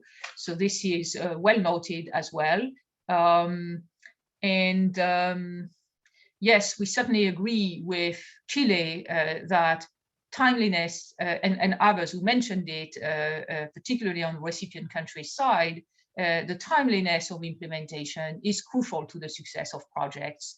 And we know that good projects are not necessarily uneventful, but we know good projects tend to start fast, ride on the existing consensus around the project concept of government and communities who have been consulted for that purpose, and tend to be projects where there is deliberate and diligent action towards implementation. So the point cannot be overstated. We are very keen to keep doing what we're doing on this, which is to very closely monitor issues of speed, speed between the speed on preparation first, which the cancellation policy has helped us norm in a way, speed on implementation, which we measure through the time that is spent between endorsement and first disbursement, and then through implementation time that we are monitoring very closely. You will have seen in the scorecard that we now have very specific metrics that can also be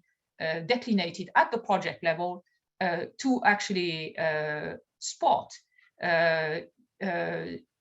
geographies or agencies or projects, for that matter, that are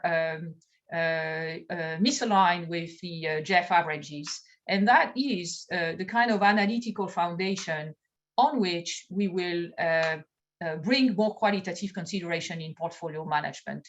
Speed is not everything, but speed is usually quite an interesting teller of some of the underlying challenges. So as we move into GEF 8 and develop an early warning system, so that at the project level, without certainty, because these issues are complex, differentiated in countries, differentiated in context, in focal areas and in nature of projects, but nevertheless would allow us to get a sense of what are the projects that we should have further conversation about with agencies and countries. I think we will have a chance to use that metrics in a constructive direction. And we are certainly sharing here in a very broad way the intent to do that diligently and into more details as we progress. So let me stop here and thank you again for your, particularly the words of appreciation, which I'm sure are coming to the heart of the teams involved in this, which have done very diligent work to get us this report. We are extremely happy for the constructive comments, and we are certainly very happy to follow up on some of the good leads that you have provided in our discussion today. Thank you. Thank you so much, Francoise. And it was mentioned during the interventions, it was mentioned by Denmark and then Chile and others about the private sector's engagement strategy. I don't know, Gustavo, if you want to react to the comments or questions that were raised on the private sector strategy. Yes, thank you very much, Carlos Manuel, and thanks for all the comments that we received on the private sector engagement strategy. As it was mentioned earlier, it is an information document. This was a part of the process that was agreed when we approved the private sector engagement strategy, or rather the council approved the private sector engagement strategy, that we would make a report on, and this is the first report on how it was being implemented. We can, of course, adjust the formats to your liking and consider suggestions to incorporate in the annual report. We can also start to refine the report. I gathered this from a few other comments as well. We have more analysis in terms of regions, and also to move to provide sector codes in a more detailed company descriptions. That challenge that we find for drilling a little more deeper in the analysis is the availability and comparability of data, even though we are trying to do that more and more. And it's also at this stage not as easy to extract automatically all the data points, but we'll continue to make updates in the documentation and particularly work with the agencies through the private sector arms, and as well as through the private sector working group that we have, and also through agency retreats to enhance comparability. So we, in a nutshell, we welcome the recommendations for improved reporting and also ways to attract more attention to what's being said. This is also relevant to the question of co-financing, because we are also looking at that, and we'll continue to make efforts to support agencies to connect with private sector partners in Africa, where we have noticed some issues in co-financing. And in fact, the African economy was particularly impacted by COVID, perhaps more than in other places. And this has been partially one of the signs that we are picking up. But in response to that, we are reviewing engagement with the private sector there and seeking new partners and investors as the projects evolve more, and what range of partners are available. So new commitments from private sector in climate and biodiversity are particularly likely to create more support, particularly in the African context. This is what we are picking up. Finally, if you allow, Cosmo, I think there was a mention, I think, by the UK in regards to targets for improved protected area management or creation of protected areas, which are just above the 50% mark at this point in time. It's always a complicated exercise to forecast what the targets will look like at the end of a 4-year cycle, because the country is in a bottom-up model that we adopt in country ownership to really anticipate more precisely how resources were going to be used to address national priorities. So we do a lot of projections looking at retrospectively to past cycles and trying to see if we can get the best forecast possible in setting these targets. In this time around, it seems like there has been more attention given to the ocean side of things. As you can see, all those targets were greatly exceeded, and the target for terrestrial protected areas and landscapes, terrestrial landscapes, is lagging slightly behind. We believe that we still have a work program to go, and given what we expect in the pipeline, that gap might be bridged to some extent, going closer to the final target. But again, it's not an easy exercise. Nonetheless, I think we are very close in the vast majority of targets, or have greatly exceeded at this point in time. Thank you, Carlos Manuel. Over to you. Thank you, Gustavo, and thanks, Francoise, for your comments and answers. We took note of all different comments, and yes, we feel that we've been able to deal with the many different challenges associated to COVID. But I would like to make a public recognition of the great work that the agencies has done, and the countries, particularly operational focal points that has been in the front lines of these emergency, because there is no other word to name the situation that countries are going through. We've been monitoring how we've been able to deal with COVID in terms of understanding much better how we can strengthen the operational focal point capacities, and how do we identify and be able to overcome in GEF 8 all of these challenges that the operational focal points has to deal with. Strengthening operational focal point is a personal commitment, and it has been discussed in a many different council meeting, as well as within the replenishment process. So thank you both. Thank you, Francois, very much for this. William, do we have any speaker on list? No more speakers. Thank you very much. So having completed the discussion, I would like to invite Council to adopt the draft decision that is included in document GF/C61/03. Decision, I don't see any observations. Decision approved. Thank you so much to all council members. With this, I would like now to move over to agenda item number 4, UNDP third-party review of compliance with the GEF minimum fiduciary standards. I'm pleased to pass it over to our co-chair, Mete. Mete, over to you. Thank you very much, Carlos Manuel. So in this session of the UNDP third-party review, we will have first 3 presentation or interventions, and then we will have a discussion of the third-party review presented in document GEF/C.61/04. And just to lay out the session, firstly, we will hear an introduction of the third-party report by Francoise from the Secretariat. Secondly, the author of the report, Mr. J. Graham Jocelyn, will present the report and conclusions and recommendations.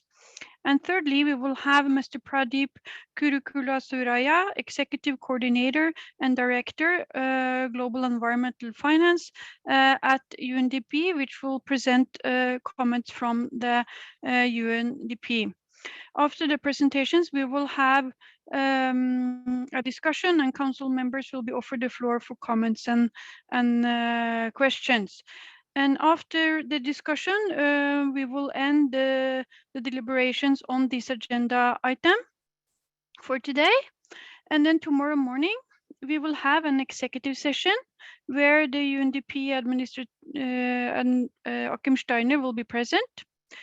The council will be able to discuss questions and comments of a more confidential or sensitive nature with the UNDP administrator. And after the executive session, if need be, we will have continue our open discussion, and then the draft decision will be put up for council consideration.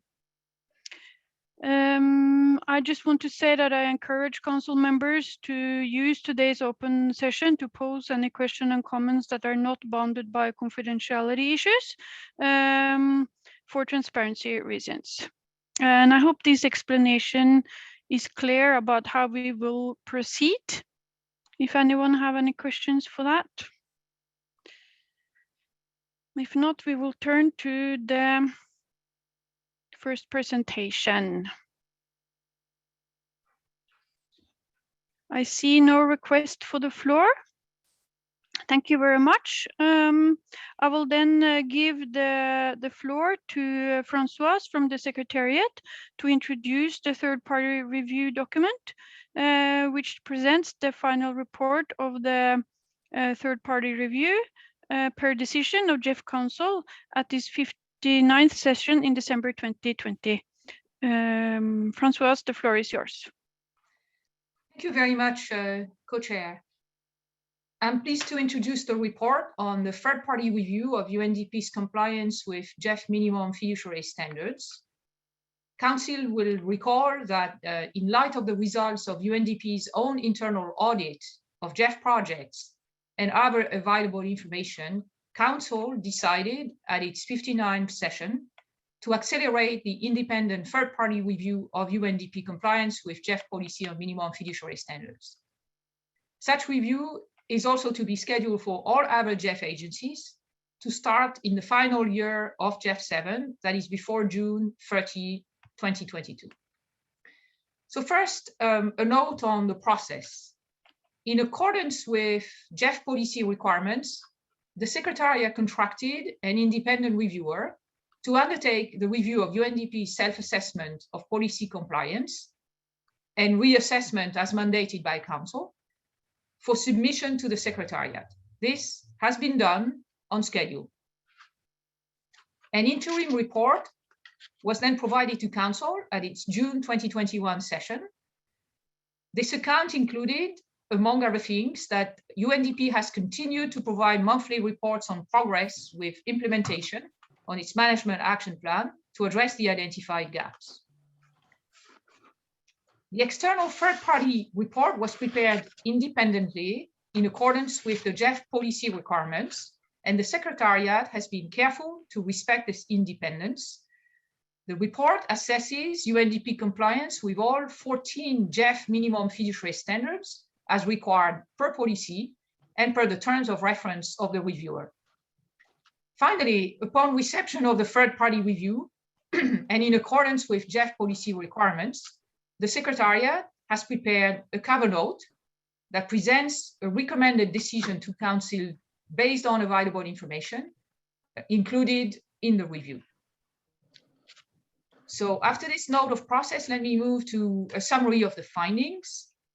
The reviewer concluded that implementation of many UNDP management actions in response to its OAI audit is still underway by UNDP and is expected to take time, particularly at the country and project level. A number of actions are still required to come into full compliance with 6 of the 14 standards under the GEF policy.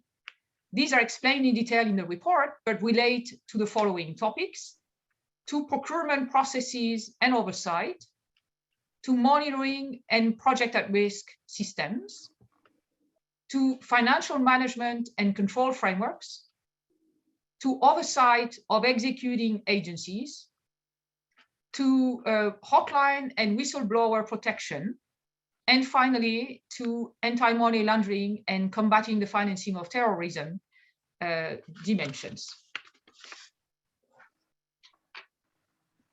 So finally, to summarize the recommended way forward, GEF policy provides for agencies that are determined not to have fully met the minimum standards to prepare a time-bound action plan to address the gaps identified. It is therefore recommended that this be done by UNDP by March 31st, 2022, for an intersessional distribution. In light of continued interest and need to monitor the situation, UNDP is requested to continue its monthly reporting on implementation of all actions under its management action plan and on progress made at closing the gaps relating to GEF policies. As recommended by the reviewer, it is proposed for decision that a subsequent independent review be conducted to be initiated during calendar year 2022. The third-party review consultant, Mr. Graham Jocelyn, is attending this meeting and will next be invited to introduce the report. He will be available to respond to questions from council members as well. He will be followed by the executive coordinator and director of the Global Environmental Finance at UNDP, Mr. Pradeep Kurukulasuriya, who will also be providing comments and will be also available for questions by council members. Many thanks for your attention.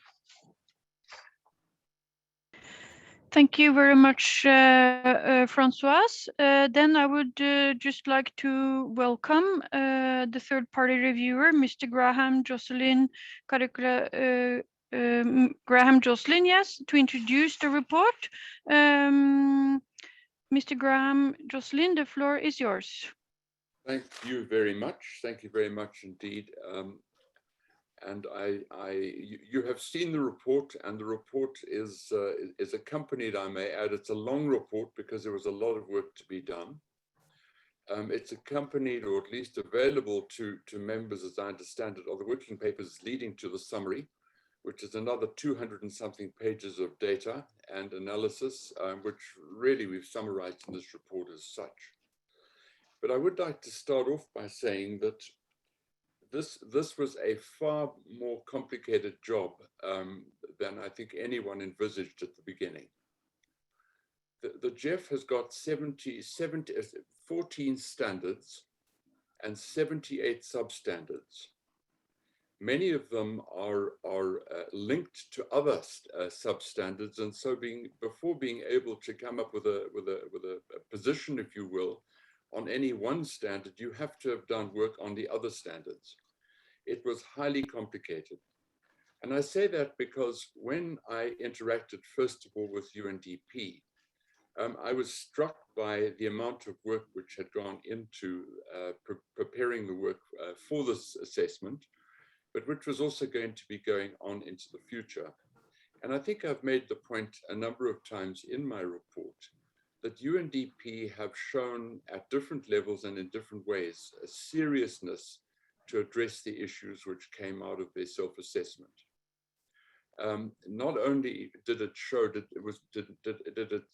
me that the OIA, their audit and investigation function, do what an audit and investigation function should be, and that is find the gaps and then do an audit and then come up with what they came up with. But unusually, management took this, and I'm not saying this is unusual to UNDP, this is unusual to anywhere that I've ever been. Unusually, management took this extremely seriously and put together this inter-bureau task force, which I was told was the first time it's happened in UNDP, which immediately put this whole exercise on the spot and under the spotlight in UNDP. And I got a sense, I got that constantly, there was a serious drive to deliver what was needed to address the issues. I think there was an expectation all round that they would have addressed all the issues by the time the third-party review was concluded, or shortly thereafter. But I want to remind council members that the things that are holding it up essentially are fundamental reforms of the enterprise planning, enterprise resource planning system, the ERP. This particular system, they have an old one, which is deficient in many respects, and they're putting in a new one, and it hasn't yet been put in. It's being, what was being piloted in certain areas when I was there, and they're continuing that exercise, I would believe, but it's only going to be implemented sometime during next year. Now, why that's important is that the ERP system puts in place a number of checks and balances which did not exist before. It's forcing certain decisions up the line from the field to the regional bureau and then to the headquarters, and then it forces discipline, if you will, around accountability and control. But this is, as I was told years and years ago, an ERP system is very often viewed as a technical IT system. It is that, but its bigger issue is that it's basically it's a cultural and behavioral system. It forces a change in behavior.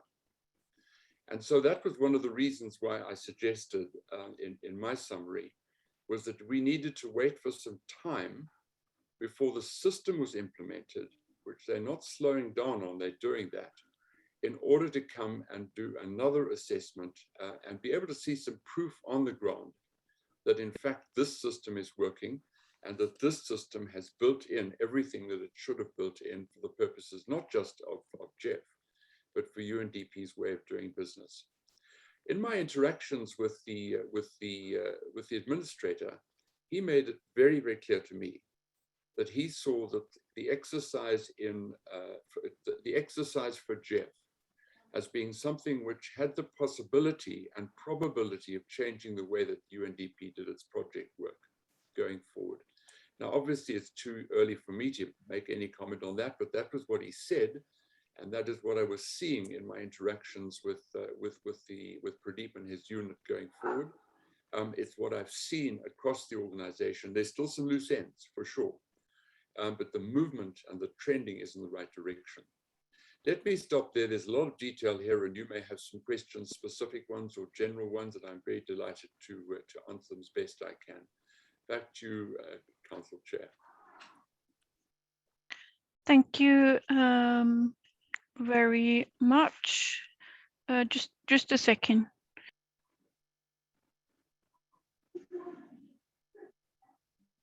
We will now invite the representative from UNDP, Mr. Pradeep, to give some comments to the third-party review. Thank you. Thank you, Chair. Thank you to Carlos Manuel and the GEF Council for giving us the space to make a few comments. First of all, I want to, on behalf of UNDP, really thank Mr. Jocelyn for his work in undertaking this review of UNDP's compliance with the GEF's fiduciary standards policy.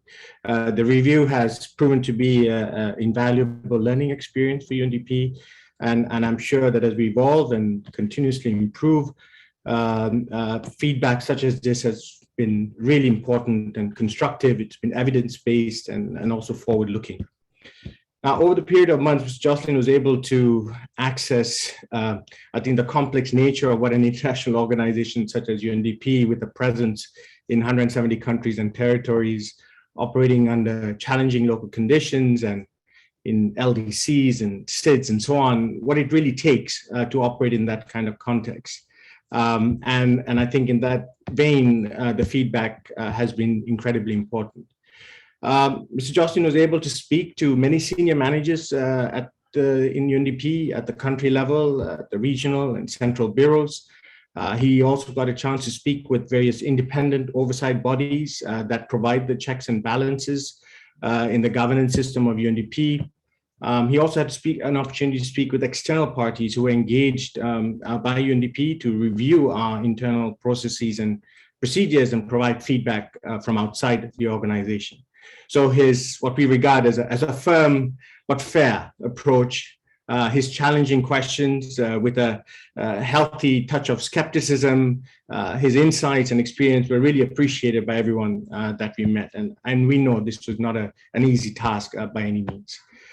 The third-party review to us, taken together with the EY review assessment, the BDO assessment that was done for the Green Climate Fund, I think have provided consistent messages and findings, and they all suggest that UNDP is taking the steps that it has committed to, but that time is necessary to assess the application of the changes that UNDP has put in place since the release of the OAI's audit report in 2020. The past year has seen an important sort of set of self-reflections and changes in UNDP. It's required an all of UNDP effort to deliver on 31 management action items in response to that OAI audit. Many have been completed. We have completed all of them now. We've also responded to the independent findings and recommendations conducted by various external entities.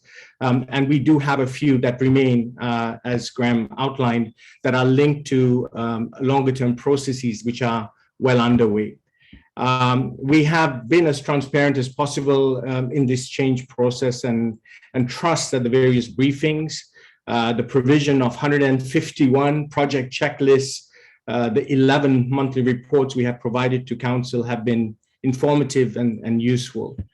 And while the work has not been without challenges, and we're well aware that much remains to be done in the months ahead, I think it has also delivered rewarding results and an important recognition, I think, of the tenacity and the dedication of colleagues across UNDP to strengthen UNDP systems.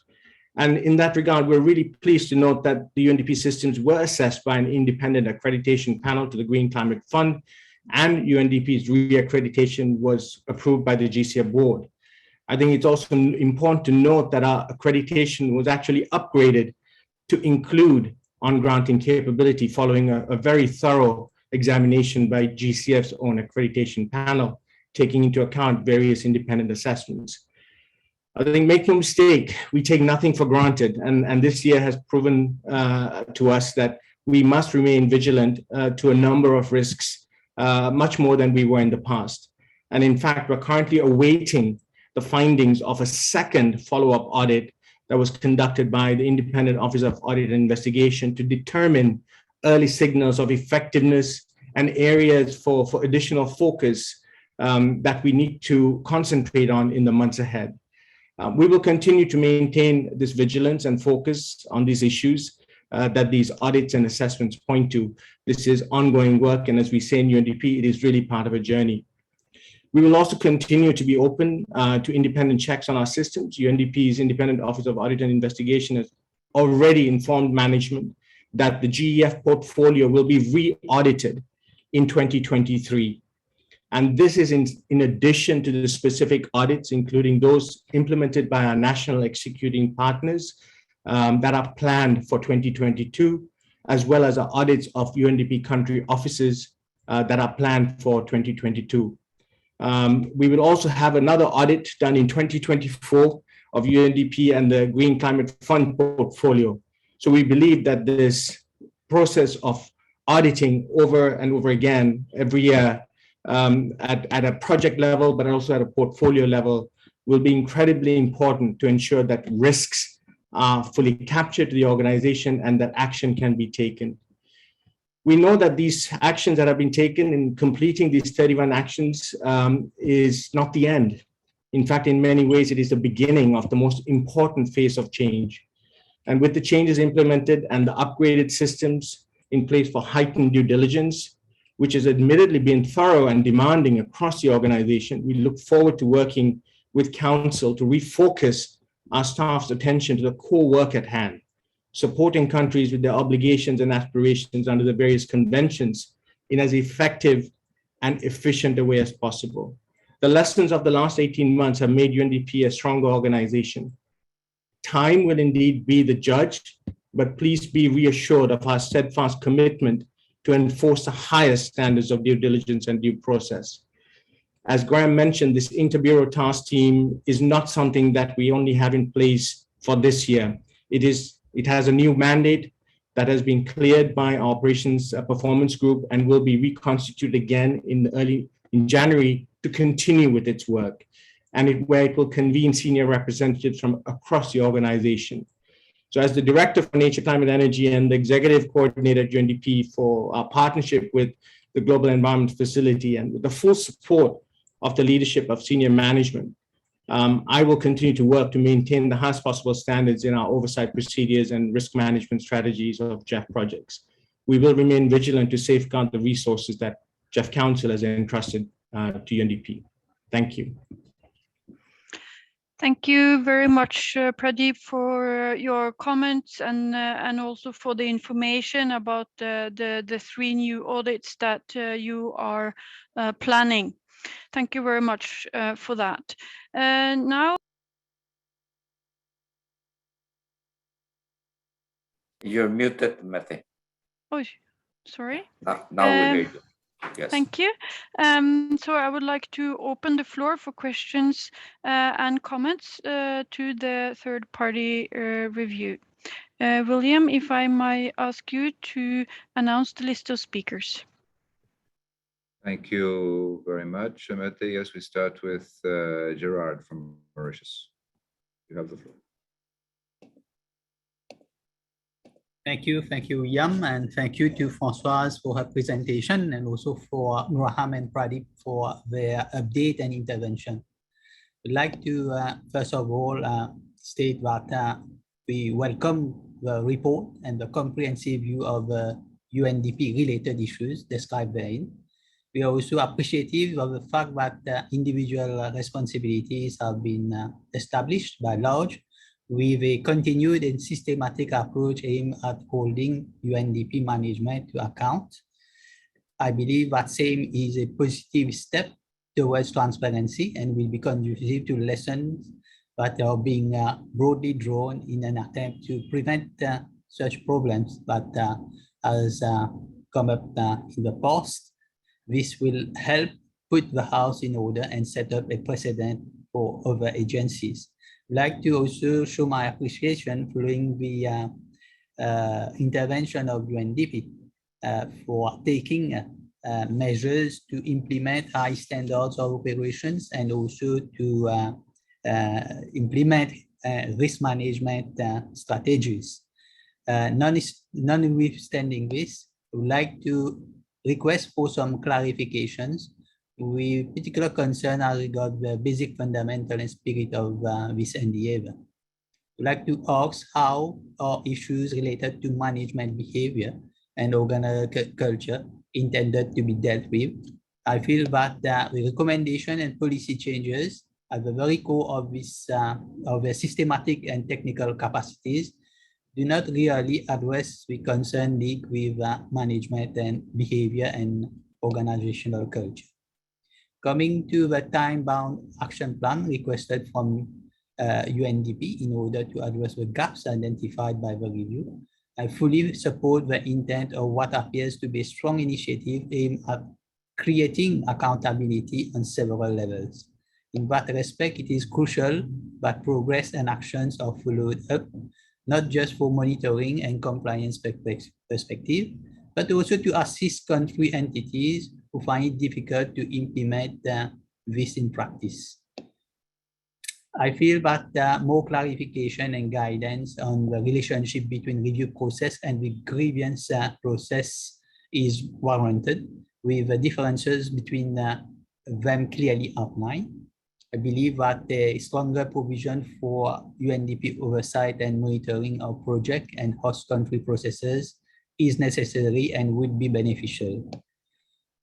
I note that GEF is not in favor that UNDP helps countries to secure procurement-related issues, except for least developed countries. UNDP working methods will greatly change in the implementation of GCF projects, such as in the case of Mauritius and other countries. How will this impact on project implementation rate in these countries? Can you give us some indication of these changes? Now, in terms of capacity building, we know that capacity building may not be accurate response to all procurement issues raised. What hand-holding will be done by UNDP to effectively bring the implementation to completion? And lastly, given the reduced support to be provided by UNDP, will the fees be reduced, the management fees be reduced accordingly? Thank you. I hand over to you. Thank you very much, Gerard. Next is Tom, followed by Gabriela. Hi, William. Thank you. I think Mr. Rene Van Hel was before me, but he forgot to put his name in the chat. Just a quick one. Thank you so much to Mr. Jocelyn and also Pradeep for your presentations. I really like the frankness as well as the informed view that we have. in terms of the importance of this issue and the seriousness with which the administrator and all UNDP management and staff are taking in terms of this issue. I have one question only. I noticed in the lengthy report that there were a lot of references to the EY, BDO, OAI, and Mr. Jocelyn's view. However, what I was looking for was basically in a 30-second soundbite, in essence, how closely they are in terms of their view about the issues, and what are the key areas of departure, so that we can actually think through this issue and then find a credible way forward over the next 2 years. Thank you.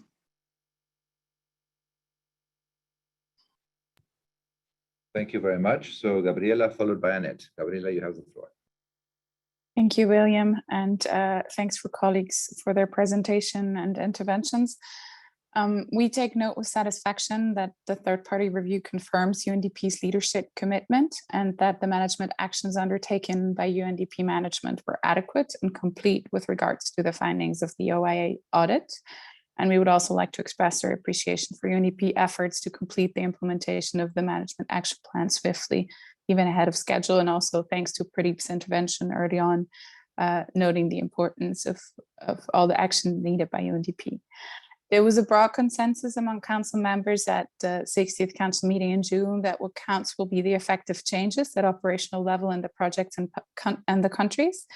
And we would like to reiterate this concern and express our expectation to see tangible evidence for change at the operational level, against the finding of the third-party review that it was premature to verify the impact of UNDP's management, measures at operational level, and that time is needed. That was premature to verify the impact of UNDP's management, measures at operational level, and that time is needed for the measures to generate the necessary changes on the ground. We support the recommendation to conduct a second third-party review at a later stage with a focus not only on policy compliance, but also on application compliance. I think this is key, especially in relation to this operationalization of policies on the ground. In this context, we would like to express our particular appreciation for UNDP's qualitative information about ongoing activities in the implementation of the OIA audit recommendations contained in the October edition of UNDP's monthly update to the GEF. And we particularly appreciate UNDP's recognition that the tightening of policies, procedures, and systems, though very important, is not sufficient in itself. But that the crucial element is the fostering of a culture of diligence and determination to place the continued achievement of the higher standards across the organization, and that this takes time.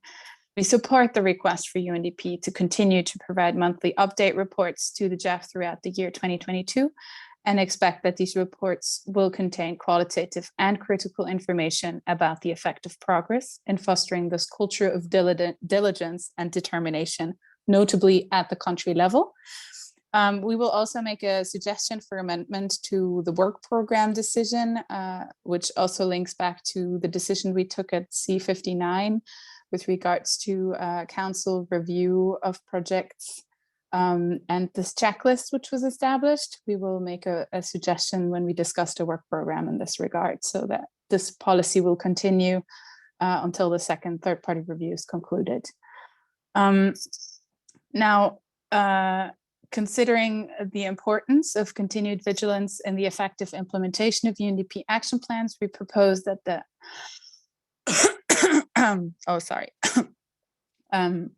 we propose that this council review continues. Now, finally, I have two questions. One of them is related to the third-party recommendations. The review contains following recommendations: one, to enhance the independence of the OIA by adjusting its reporting function to the one of the IEO. And the second one is to audit the functioning of the internal justice system of UNDP. And we would like to ask whether there will be any follow-up from UNDP or the GEF Secretariat to these two recommendations, and if yes, which ones? Then there was a EPR reform mentioned by the independent reviewer. Can you further outline the scope and the content of this reform? We would be interested to know a bit more about that.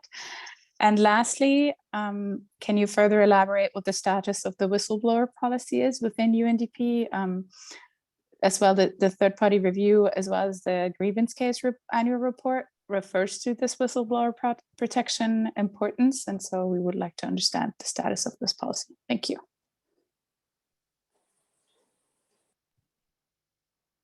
Thank you very much, Gabriela. So Annette, followed by Liesel, and then we'll go back in batches like we did last time so we get some answers. Please go ahead. Thanks very much, William. I'd also like to express my appreciation for UNDP's actions and also the results of the review and the undertaking.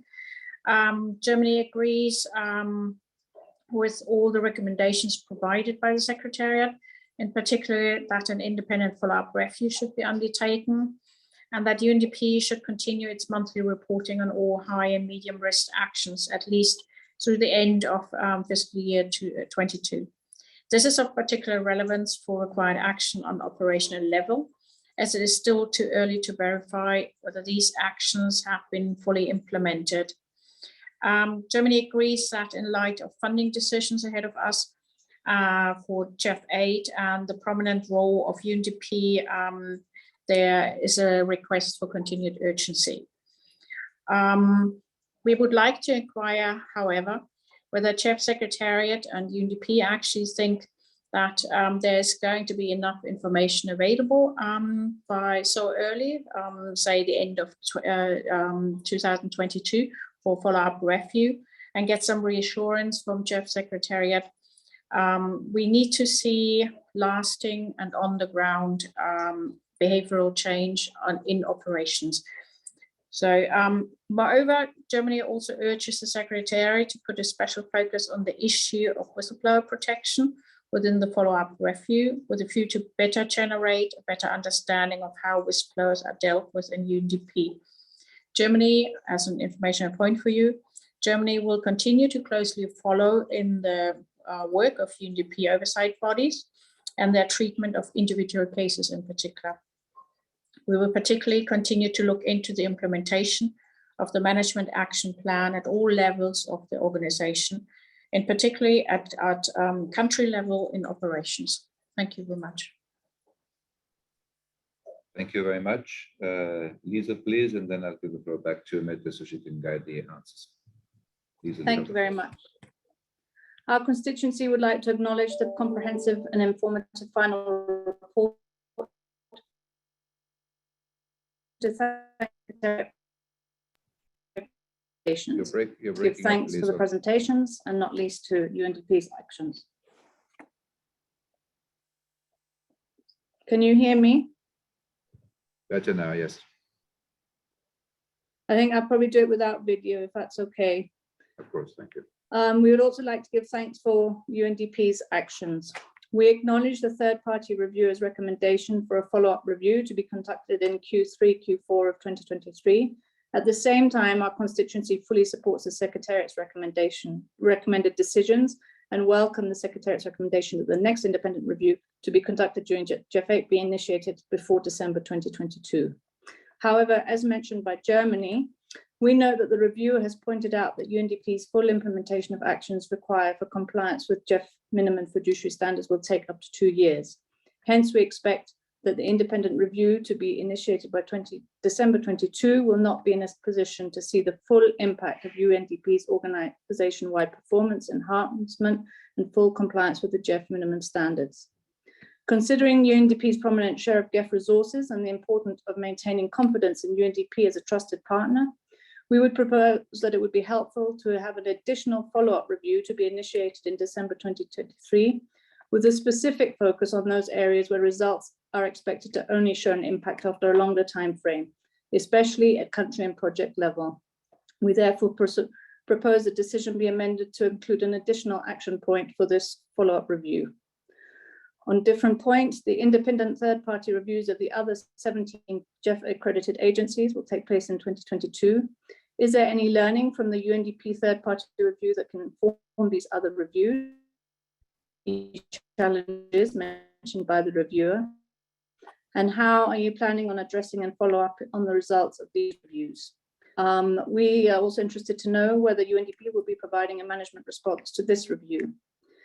In terms of compliance by agencies with fiduciary standards, the report shared with Council indicates that there may be benefits to create greater coordination among fund secretariats and governing bodies in the certification and review of these implementing partners in the future. How does the Secretariat plan on following up on this lesson learned? Thank you. Thank you very much. So now back to Mette to guide us on the answers. Thank you. Thank you very much for your comments and questions. I will now invite Francois, Graham, and Pradeep to respond.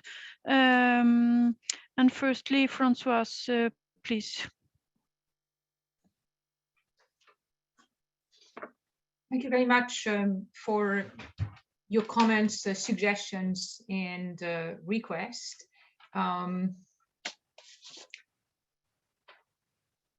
I note the discussion raised by a number of council members, including Swiss, Germany, and Denmark, on the point of the best time frame for the conduct of the next third-party review. And certainly we agree with the fact that what matters ultimately to the third-party review is the evaluation of the implementation track record, which is downstream from a lot of the changes still underway and which we know does take time. So to the suggestions that initiating the next third-party review at the end of the next calendar year might be early, and to the suggestion made that it might be necessary to also give another year to the process with a final evaluation of the same. I note that there's accuracy on the expected time frame of results here, and that this question should indeed be considered by Council in the finalization of the decision. So point taken on that. It is certainly it is our double objective here to make sure that there is accountability and a process starting not more than a year from now, but certainly as presented by the third-party reviewer, some of the major steps, including the EPR adoption, which will have a major impact on behaviors in country offices and at the implementation level, will themselves take some more time for implementation. So I think it is a fair question. Most of the other questions really really are intended for UNDP or for the third-party reviewer, so I will not address them. Let me mention one that was suggested by Mauritius, very specifically on issues of procurement, but also on issues of the role and the segregation of role between implementation agencies and between executing agencies in GEF policy, which implies that correction of some of the necessary steps here on UNDP side might have implication compared to the past with, or will have implication with their capacity to contribute to execution. On this point, I wanted to mention a couple of observations. One is that indeed, I mean, in GEF policies, the executing agency is in charge of the project execution, and the implementation agency, in other words, the GEF agencies, is overseeing that this is done adequately and in line with policy and guidelines. On procurement specifically, it is a fact that the MDBs, for instance, the multilateral development banks, operate systematically with an executing agency from the country for absolutely all functions of project execution. So it is not impossible to do so, but it does require investment capacity building and a different type of engagement at the country level, which beyond the conflict of interest dimension that it tries to avoid, also has the benefit of creating and retaining capacities in country. So we've had discussions on this point. It's a very important point raised by Mauritius there, and it is a point on which we have ongoing conversations with agencies. We actually decided in the recent agency retreat to have an activity into the new year where we would jointly look and compare how agencies proceed to make this a success in order to secure cross-fertilization across experiences. So I think it is a very critical point, and one on which we really are committed to make sure that countries have a chance to be fully associated and empowered in the execution of projects. Let me stop here for now. Thank you. Thank you very much, Françoise. Now we will continue to Graham Jocelyn, the reviewer, to respond to questions and comments. Please, Graham. Thank you, Madam Chair. There's very little I need to say, I think, at this point. I just want to make 2 points, if I may. I've noted from those who've spoken that there's this issue of when is the right time to do this follow-up review. And I would just say, and here I might sound like I'm on the side of UNDP here, but I'm just mindful of the practicalities here, having been in many organizations who've undertaken an enterprise risk, an enterprise resource planning system change of the nature that they're doing, is that it takes a lot of time to put in the technical side of things, which is what they say is going to happen only at the end of next year. And that is, in my view, that is somewhat optimistic. The behavioral side, the changes which take place right through the organization, down to the field level, and even beyond that at the project level, will only start happening after that. And so evidence of what is being put in place is going to only start to trickle through in 2023. I'm just mindful of that. I'm also mindful of the fact that UNDP is being subjected to this sort of audit, a follow-up audit, a possible even third follow-up audit. It's got the GEF coming in at some point, not the GEF, the Green Climate Fund coming in at some point as well. All of this takes a lot of management, UNDP management time, which I think the Council needs to think about, because they actually want UNDP to implement projects and to put their mind on that. So this is just something for the organization to think about and for the Council to consider when they make these recommendations. The final thing that I'd say at this point is on the issue of their recommendations that section 5 of the report, section 5 of the report, potential enhancements, which I believe UNDP would do well to consider. I hope at some point that they will look at how they're going to address those things, because part of my remit was to see how UNDP could really get ahead of some of the issues that were coming out of this review and out of their self-assessment and out of the Council's response to it.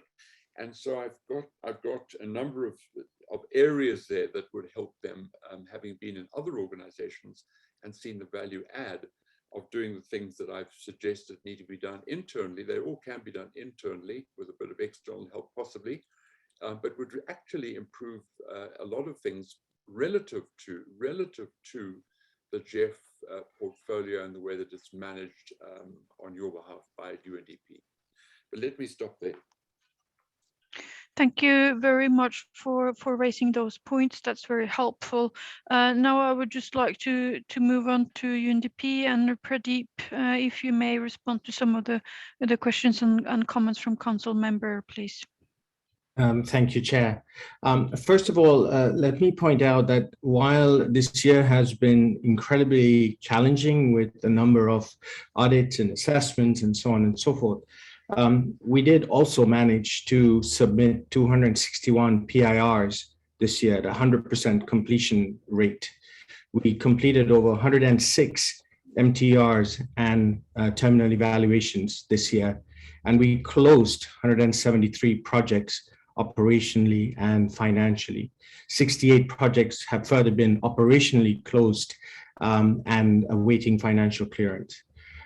This is just to say that as daunting and challenging as the work has been on the audit side, we have managed to ensure that the countries that we serve remain to be served to the best of our ability, and they certainly don't feel the pinch of the additional work that we are managing. And I think we've been generally successful with that, and I really want to applaud my colleagues out in the field in particular who have borne the brunt of that work quite valiantly. Now, I think to answer the question that Mauritius raised, indeed, at the end of the day, we feel to demonstrate the kind of change that Council and the Mauritian council person is asking for, it requires at a minimum 4 things. One is you need to make sure that the systems are in place to ensure that what needs to be done is done. And I think in that context, a number of the management actions that have been implemented, including the pre-screening of risks for new projects, the delegation of authority, which has made clear responsibilities and accountabilities of different functions across the organization, and all those kinds of details that help us as an organization to manage day-to-day work is in place. And while ERP rollout will certainly be, will take time next year, but it is planned, these other measures are already in place and very much part and parcel of the culture of working in UNDP. So lots of shifts have already occurred. Secondly, I think you need leadership. And for that, we have from the administrator himself, his senior team of directors and assistant secretary generals across the organization, driving the change that's needed and leading by example. And this is really important. Thirdly, is accountability. Individuals are going through the accountability framework of UNDP, and we will discuss that in the session tomorrow in how that is being translated. So I prefer not to say too much about it here. And finally, is the independent assessment of how we're doing. And that too has been planned. So we hope that through these 4 measures that we will over time see the demonstrable change at the country and region and HQ level that I think we all are looking for. And I'm quite optimistic that that will happen with time. In response to Canada, 30-second soundbite, I think they're actually very close to one another. We haven't seen too much of a deviation, if at all any deviation, in the recommendations that have emerged through these independent assessments. Some have placed more emphasis on other issues, on separate issues, but broadly, none have really brought up new issues that the others did not. So at least to me and to my colleagues, this gives us comfort that we're not looking at a changing goalpost. The goalpost remains to be where it is. We know where the problems are. We know what needs to be done. And there's now a plan that is in place that is under implementation. Thank you to the comments from Switzerland. In response to the question on the whistleblower protection policy, I can tell you that that has been updated recently. There were 6 recommendations on the protection against retaliation policy. It's been approved. 4 of those recommendations have already been implemented. 2 relatively minor in terms of the importance, but nonetheless important. Will be a decision on those will be taken when the new director for our ethics office is in place in early 22.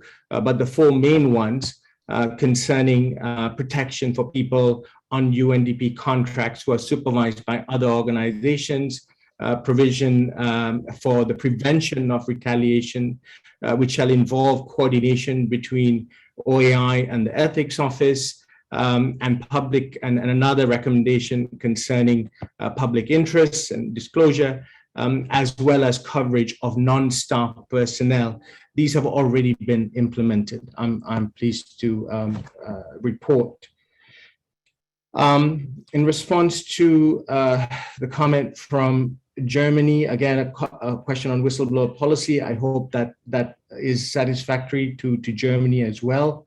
I don't see any specific question there. Apologies if I missed anything.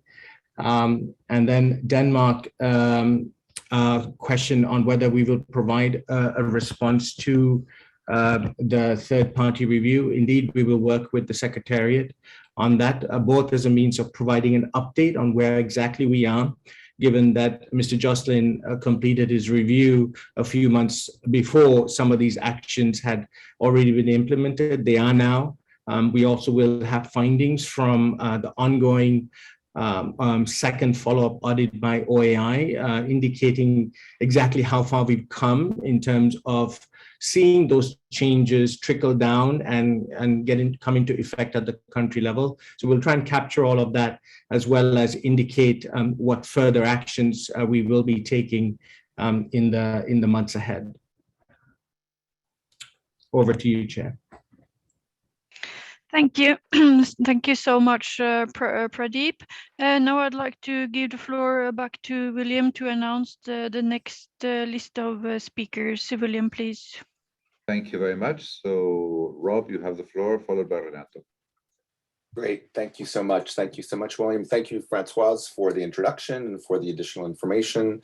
Thank you, Mr. Jocelyn, for the thorough third-party review. We read it with a lot of interest. And thank you, Pradeep, for your interventions on the seriousness with which UNDP is taking, is taking these, is following through on these issues. And Mr. Jocelyn, really appreciate your candor too on your views on how serious you think UNDP management is taking these issues. I think it's very important. I mean, just to emphasize at the outset, this is all about the reputational risk to the GEF during replenishment, and we just need to be very vigilant that we're following through and doing everything we can to protect the GEF's reputation and ensure that we're doing oversight and holding folks accountable in appropriate circumstances as we work through replenishment. So I really appreciate this discussion today. We were pleased to read Mr. Jocelyn's review and recognize the positive actions that UNDP has taken to address council concerns, including the management level response and increased focus on oversight and financial resource management at the country office level, and the introduction of more robust monitoring and project origination procedures. We do have a number of remaining questions and concerns about how UNDP will address the recommendations for this review and previous OIA findings regarding certain systematic weaknesses in the oversight of GEF projects. In particular, and I think you've answered some of these already, but in particular, we'd like to know more about the new anti-money laundering and countering funding for terrorism policy and updates. I've heard you talk about this now a few times, to the whistleblower protection policy, and appreciate the information you provided already. But these two policies were not captured in their current forms in the review. So we have continued interest in those. We'd like to know how UNDP plans to measure effectiveness of both of those policies and their overall compliance with GEF minimum standards. We recognize that it will take time, as I think a number of folks have pointed out already, for UNDP to fully operationalize its new policies. We welcome a subsequent independent review assessing the implementation of those policies. We should note that if the Council is ultimately not satisfied with UNDP's efforts to fully comply with GEF minimum fiduciary standards, the Council may consider additional measures in the future, such as whether UNDP should be allowed to continue seeking GEF financing while it comes into full compliance.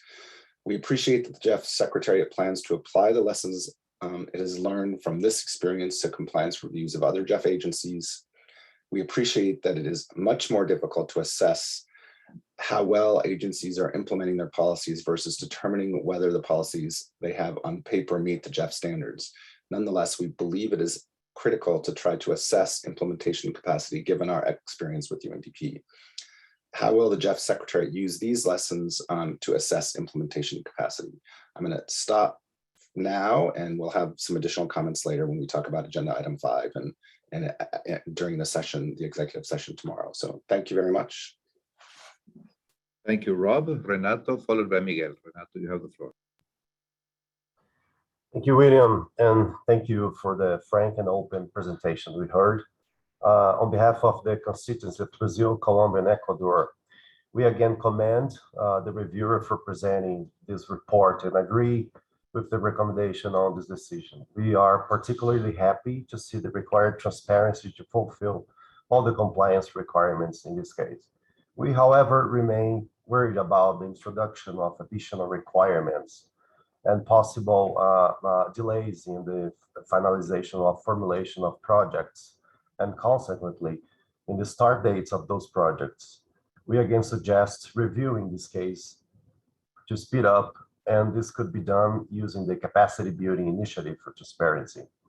For example, there is a Colombian project called Paramos at risk of cancellations due to the incorporation of new requirements, which is a checklist that the project must complete in order to be presented to the GEF Council. Here in Brazil, we also have a similar case regarding the environmentally sound destruction of PCBs project. So this additional requirement sometimes create an unexpected burden, which may delay the conclusions of projects in our region. That's all. Thank you very much. Over to you. Thank you very much, Renato. Miguel, followed by Laverne.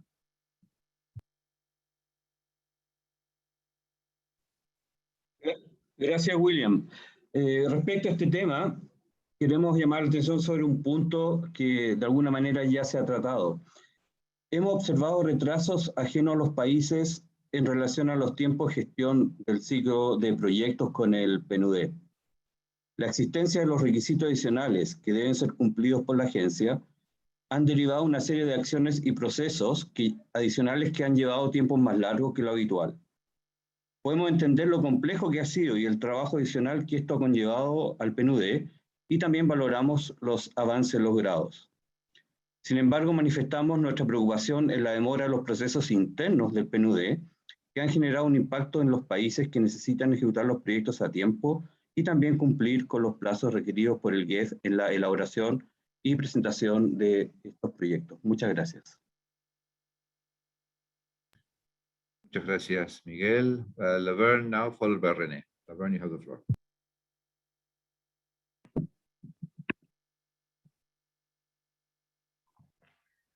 Yes, thank you. I'd like to express appreciation to Francois, Mr. Jocelyn, and Pradeep for their input and guidance this morning.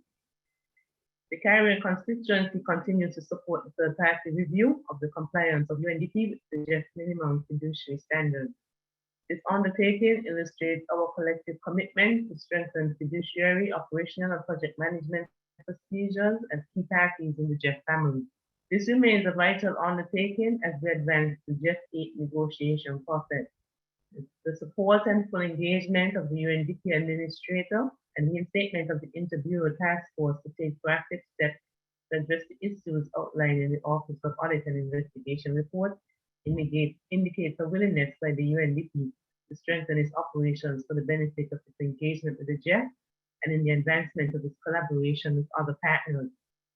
This commitment has filtered down to the country offices as indicated on page 4, bullet 6 of the October 2021 UNDP report to the GEF Council on this matter, which states that while CEOs recognize the significant efforts needed to prepare for early identification of risk, the general perception is that the effort is worthwhile. During the discussion on this agenda item during the 60th Council session, some Council colleagues requested that the GEF, in undertaking this exercise, be mindful of the unintended consequences, just project delays and the need for capacity building, which could result with the change in processes and procedures within the UNDP and other GEF agencies as similar reviews are undertaken. And I think this has been reiterated again today. The Caribbean constituency again encourages the GEF to support the countries in finding the most workable means of addressing these issues. It was noted that UNDP, as part of this reform process, will be integrating a new model of its ERP system. It is hoped that this change will further strengthen its operations and capacity to identify risks and provide adequate support in the project management process. However, we acknowledge the slow pace of the reform process.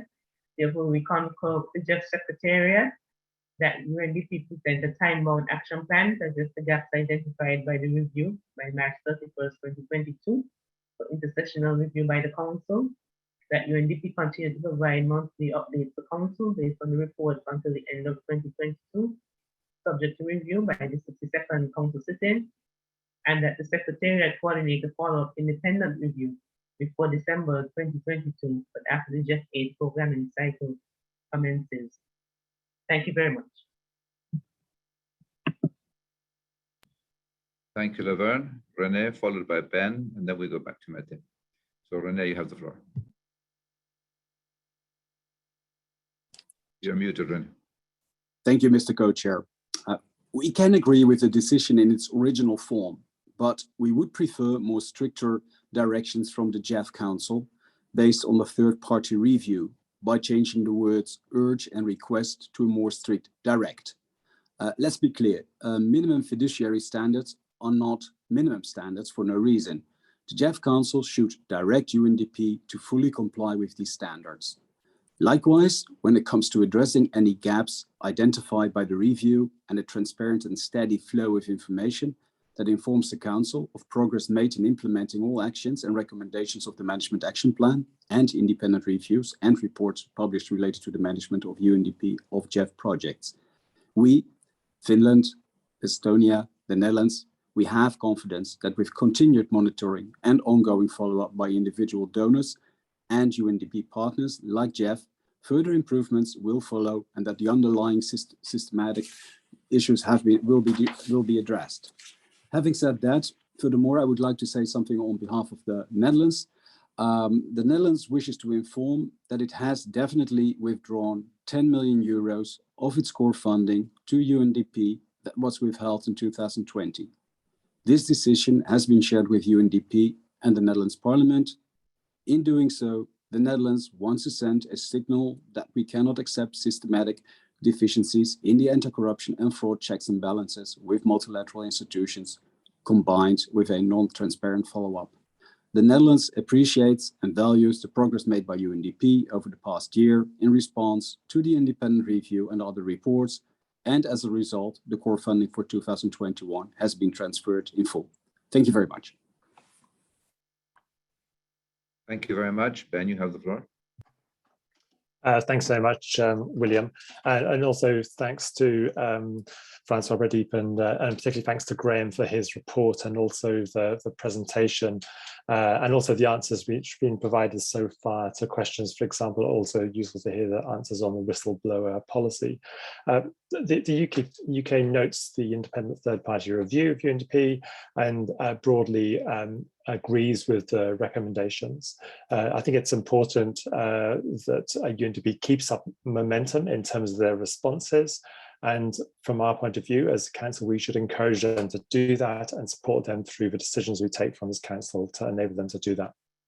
On the recommendations, we agree with these, for example, that it's useful for UNDP to continue to provide monthly updates and how these actions are being embedded and delivered. A question is a bit useful to make sure we understand how further reviews are being taken into account, which, for example, UNDP are undertaking, the one I think Pradeep already mentioned in terms of a second OAI audit report. So it'll be useful to understand how that will be taken on board and how that will be reported to us and how any actions will be taken into account. Finally, then I think that one of the key questions I think is in terms of the proposal for the follow-up on the independent review for application implementation and action plan activities, and just to make sure that we're clear in terms of the best timing for doing that, whether that's within 12 months before the end of 2022, as I think the decision text has, or as the independent reviewer was saying, within 2 years. So I think it'd be helpful to understand, particularly maybe from the GEF Secretariat, about why they were proposing to do that in 12 months rather than 24 months, so that we can make sure as a council we take the right decision on this issue. Many thanks. Thank you very much. So back to Mette now. Thank you, William, and thank you for the council member for their questions and comments and suggestions. We will ask Françoise, Graham, and Pradeep to respond in the same order. So please, Françoise. Thank you very much to all of you for questions and comments. Let me address what I heard this time around, as well as perhaps start with a couple that I did not fully cover previously. There was a question on UNDP management response to the report, and the expectation at this point is that the action plan to be submitted by March 2022 as per the proposed decision would be, in fact, the action-oriented response expected from UNDP to the third-party review. So that's one. Second, there was a question raised by Denmark and raised again by a number of other participants relative to what we at the Secretariat have learned through the conduct of this third-party review, which, as you know, is the first ever to be done but is supposed to be extended to all other agencies in short order. And so the main lessons that we have learned through this process is that the agency self-assessment is a very important step. It's a step that done candidly and thoroughly by agencies allows a self-evaluation process and allows the surfacing of a number of very important issues. It also is one that we need to oversee by expert advice, because it requires a form of thoroughness and objectivity that needs checking. So that's one of the important learning, and we're gearing up to extend it to other exercise.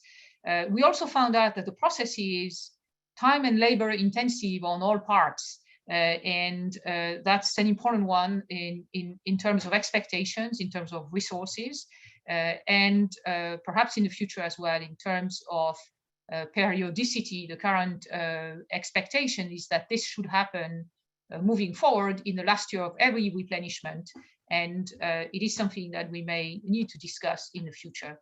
A third lesson is that a risk-based approach is critical, because, as pointed out by some of you in this round of comments, it is of course much more involved to examine what's happening at the implementation level, which involves country office, which involves project level, which involves behaviors, and which involves the actual impact of control systems, not just the role and status of controls within the organization. That process being so involved and time-consuming, it is essential to have a risk-based approach so as to better focus the resources on expected issues. Finally, there's a lot of benefits to coordinate these reviews and exchange the learning of these reviews across agencies, we expect, because the learning here is learning for all. Nobody does what we're trying to do perfectly. There is substantial lesson learned to be further collected from the effort of every single of the organizations that act as agencies for the GEF in terms of what can be shared.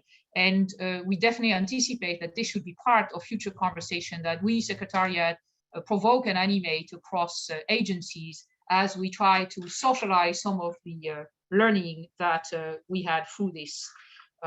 As to questions asked in this round, we take note of the suggestion made by Netherlands of some of the strengthening of recommendation language, and I'm sure others have also taken note. So to direct instead of urging, and I tend to agree that it does go beyond urging, because it is in fact a requirement.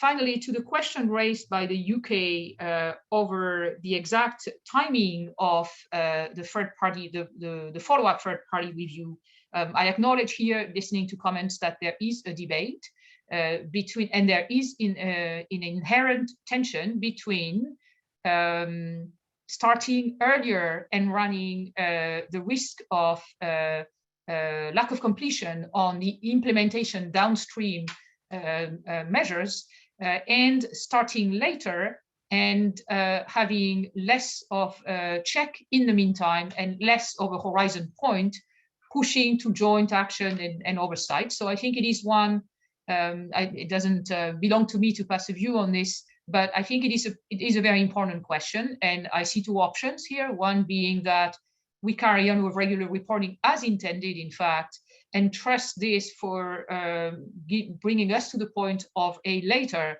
third-party review, one that fully would be able to explain, to take into account the downstream impact of the ERP implementation, and the currently proposed one, which would put an earlier check on the joint assessment of progress on implementation. I think it will be part of the discussion around the decision to finalize the view on that point. Thank you very much.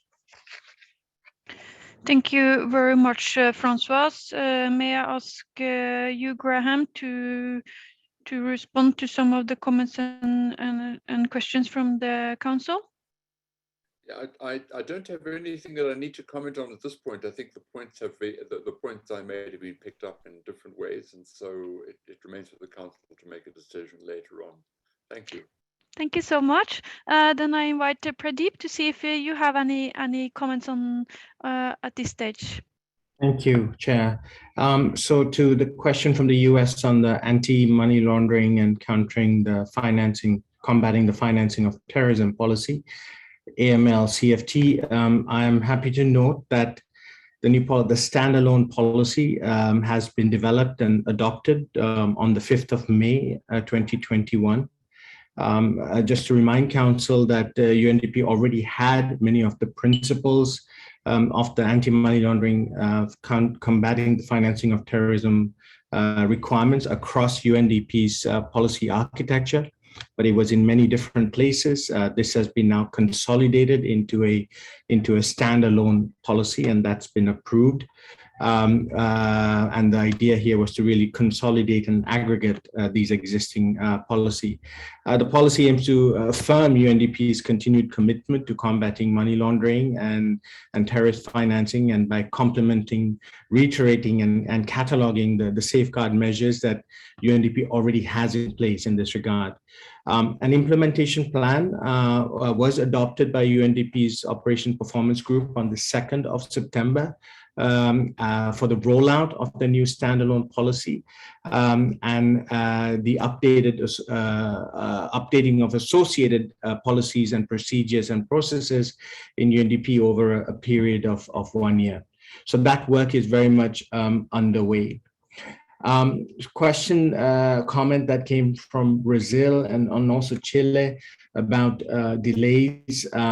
So first, I want to say that over the course of, since December 2020, we've been monitoring, of course, the work that is implicit of all of these requirements on countries, and first and foremost, the conversion of approved PIFs from previous work programs to CO endorsement requests, including in compliance with the various additional requirements that are now in place, and the new additional due diligence processes that every project has to go through.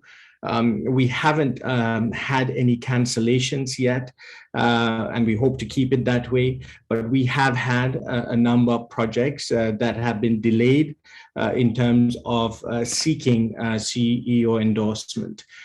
Most of those delays, and I went through the list myself last night, are not entirely to do with these new requirements. They have more to do with the completion of preparatory tasks which have been impeded by COVID and other protocols that are in place, and deploying the necessary support. But there indeed have been a few cases where some of these new requirements that are now in place have challenged existing assumptions about how things could be. One area in particular concerns the segregation of oversight and execution. In many of these countries with low capacity, in the past, UNDP has stepped in and provided procurement support. That is now no longer permitted. And as such, we look for third-party options, and where those third-party options exist, those are then they have to go through a due diligence process themselves in order to be compliant with our requirements. So that has taken a bit of time. And in one or two cases, I must say that even the third-party options haven't really been an option to consider. And that's where we have begun to hit the wall a little bit in terms of what we can do under those circumstances.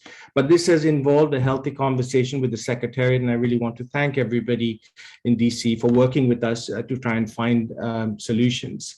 But it is something that we are keeping our eyes very much closely focused on to ensure that as much of the due diligence that's now actually all of the due diligence that's required is complied with, so that we can provide the assurance that we provide when the checklists are signed off by senior managers in UNDP, including country office, our regional bureau directors, and myself in the organization. I think a comment on the UK on the monthly reports, and we're happy to comply with that. And indeed, it's also a useful exercise for us to make sure that we share things with Council openly. The second follow-up audit findings will be an important element to integrate into our response to Mr. Jocelyn's report and what we will provide to you, hopefully well before the deadline that you have sought, because we do need to get going with all of these actions as quickly as possible. But one of the focuses of this second follow-up audit was really to try and identify how we're doing as an organization in terms of implementing those management actions, and what else needs to be done to ensure that the application of those management actions are having their desired impact. So it's incredibly important information, which I think will feed very well into some of the recommendations made by Mr. Jocelyn. So we will integrate the two and make it clear why we are suggesting certain things be done, so that at the end of the day, we have one comprehensive response that addresses a multitude of issues we know we have to tackle. Finally, I just want to say that indeed in our own self-assessment that we provided to Mr. Jocelyn, we did indicate that there were, I think, 15 of the 78 substandards that we ourselves determined needed additional work. So we couldn't say ourselves that we were fully compliant with them at the time. Many of those were linked to the ongoing implementation of the management actions in response to the OAI audit. Now that those have been completed, indeed, we will now need to obviously assess at an appropriate time on how application is rolling out. We hope our own Independent Office of Audit and Investigation will provide us that important bit of information. Finally, and just to guide some of the ways forward, this year alone, we had about 32 country office audits, and we had, and I'm just looking at the numbers here, around 124 project level audits of our national implementing partners. So these audits will, of course, be a continuous source of information and insight into what needs to be done further that is material to the risks that have been identified in the various assessments. And we will keep the Council informed on how we are addressing those as well. Thank you, Chair. Thank you very much for your comments, Pradeep. Now we will go back to the questions and comments from the 8 council members that's still on the list. May I ask you, William, to announce the different speakers? Thank you. Thank you. Yes, Brenda, please, followed by Karen.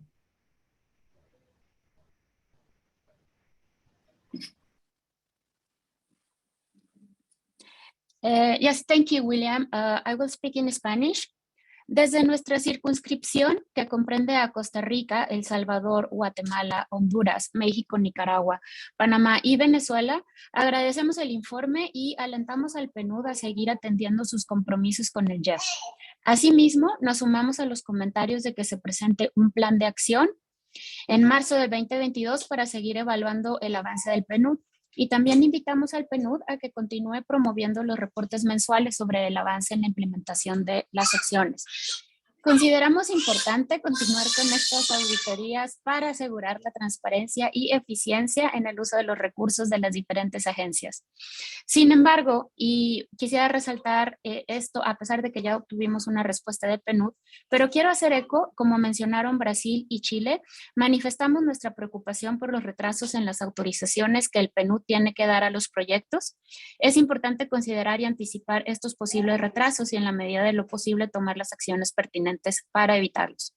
También consideramos importante señalar los distintos canales para no detener los procesos y debido a la importante presencia que tiene el PNUD, los invitamos a tomar las medidas necesarias para evitar retrasos en los países en los que opera. Muchas gracias. Muchas gracias, Brenda. Karen, followed by Alain. Karen, you have the floor. Thank you. Sweden welcomes the report and also a lot of information about the important steps that have been taken by UNDP so far. We also thank everyone for interesting presentations and also for the extensive responses to the questions that have already been asked. And we understand that the system should now largely be in place to avoid new cases of corruption and misconduct. And still, the third-party review clearly suggests that there is more to be done in relation to the implementation of action plans and to be able to verify impacts at an operational level. And I had, it was meant to be a question, but I think also that a lot of responses has already come. But then, so I will rephrase it and say that it's important that UNDP ensure due follow-up to ensure that the implementation is not failing. I think that it's been touched upon already, but that is really important for us. Sweden support the recommendations and the suggested decision. Still, I mean, there has been different views on the timing of the subsequent independent review, and we are open. I mean, we understand different aspects to this. So also what was suggested to be able to come to a conclusion tomorrow before the decision that we can all live with. But we were fine with the suggested decision as it is presented by the Secretariat. Thank you. Thank you, Karen. Alain, followed by Marta. Alain, you have the floor. Merci, William. Je ferai mon intervention en français. Tout d'abord, je souhaiterais remercier en fait le secrétariat pour son introduction, le consultant pour ses travaux, ainsi que les premières réactions du PNUD. Comme vous le savez, c'est un sujet sur lequel nous sommes très vigilants et très engagés. Tout d'abord, nous notons que la revue externe conclut que plusieurs actions du plan proposé par le PNUD, en réponse aux conclusions de l'audit du Bureau de l'audit et des enquêtes, sont encore tout au début de leur mise en œuvre et qu'il est encore prématuré d'évaluer l'impact à un niveau opérationnel de ces mesures. Je me permets d'insister car la mise en œuvre opérationnelle des recommandations et la mesure de leur impact sur le terrain est un point essentiel pour nous. Et nous souhaitons pouvoir mesurer cet impact dans un calendrier qui reste raisonnable. Deuxième élément, le respect des standards fiduciaires, qui pour nous reste la base pour le financement des projets et sur lesquels nous resterons très vigilants, notamment dans l'adoption des projets et des programmes de travail à venir. Enfin, nous souhaitons soutenir les efforts entrepris par le secrétariat pour obtenir toutes les informations nécessaires pour disposer des derniers éléments concernant l'évolution et l'évaluation de la mise en œuvre des mesures du plan d'action. Nous encourageons le secrétariat du FEM à continuer à être très vigilant sur l'évolution de la situation pour maîtriser les risques financiers et réputationnels pour le fonds. Et enfin, je me rapproche de mes collègues précédents, notamment suisses et des Pays-Bas, pour les recommandations qui sont faites pour améliorer la qualité des conclusions. Merci. Merci, Alain. Marta, followed by Victoria. Marta, you have the floor. Thank you. I will intervene in Spanish. So, Este tema es de gran importancia para nosotros y agradecemos el trabajo realizado por el revisor Sir Graham Joslin y solicitamos, siguiendo su recomendación y dado que se observa que es todavía pronto para verificar la efectividad de los planes de acción, que se mantenga una especial atención a los planes de acción de PNUD en el terreno, con un reporting periódico al Consejo de hallazgos encontrados, con el fin de asegurarnos que el PNUD cumple con los estándares fiduciarios del GEF. Asimismo, apoyamos la propuesta del secretariado de solicitar al PNUD que prepare un plan de acción para mejorar todos los estándares fiduciarios que, de acuerdo a la revisión del revisor, no cumplen plenamente con los estándares del GEF y que ese plan de acción sea presentado entre sesiones, antes del Consejo de junio de 2022. También quisiera agradecer la información ofrecida por el representante del PNUD, en particular sobre la política de informantes. También hay que destacar la importancia de que este proceso no afecte a los proyectos, pues aquí lo que queremos es solucionar un problema, no crear y generar otros. Por lo tanto, solicitamos que se busquen soluciones para evitar retrasos, como se ha comentado por algunos de nuestros anteriores compañeros, mediante mayor capacitación u otorgando el apoyo necesario.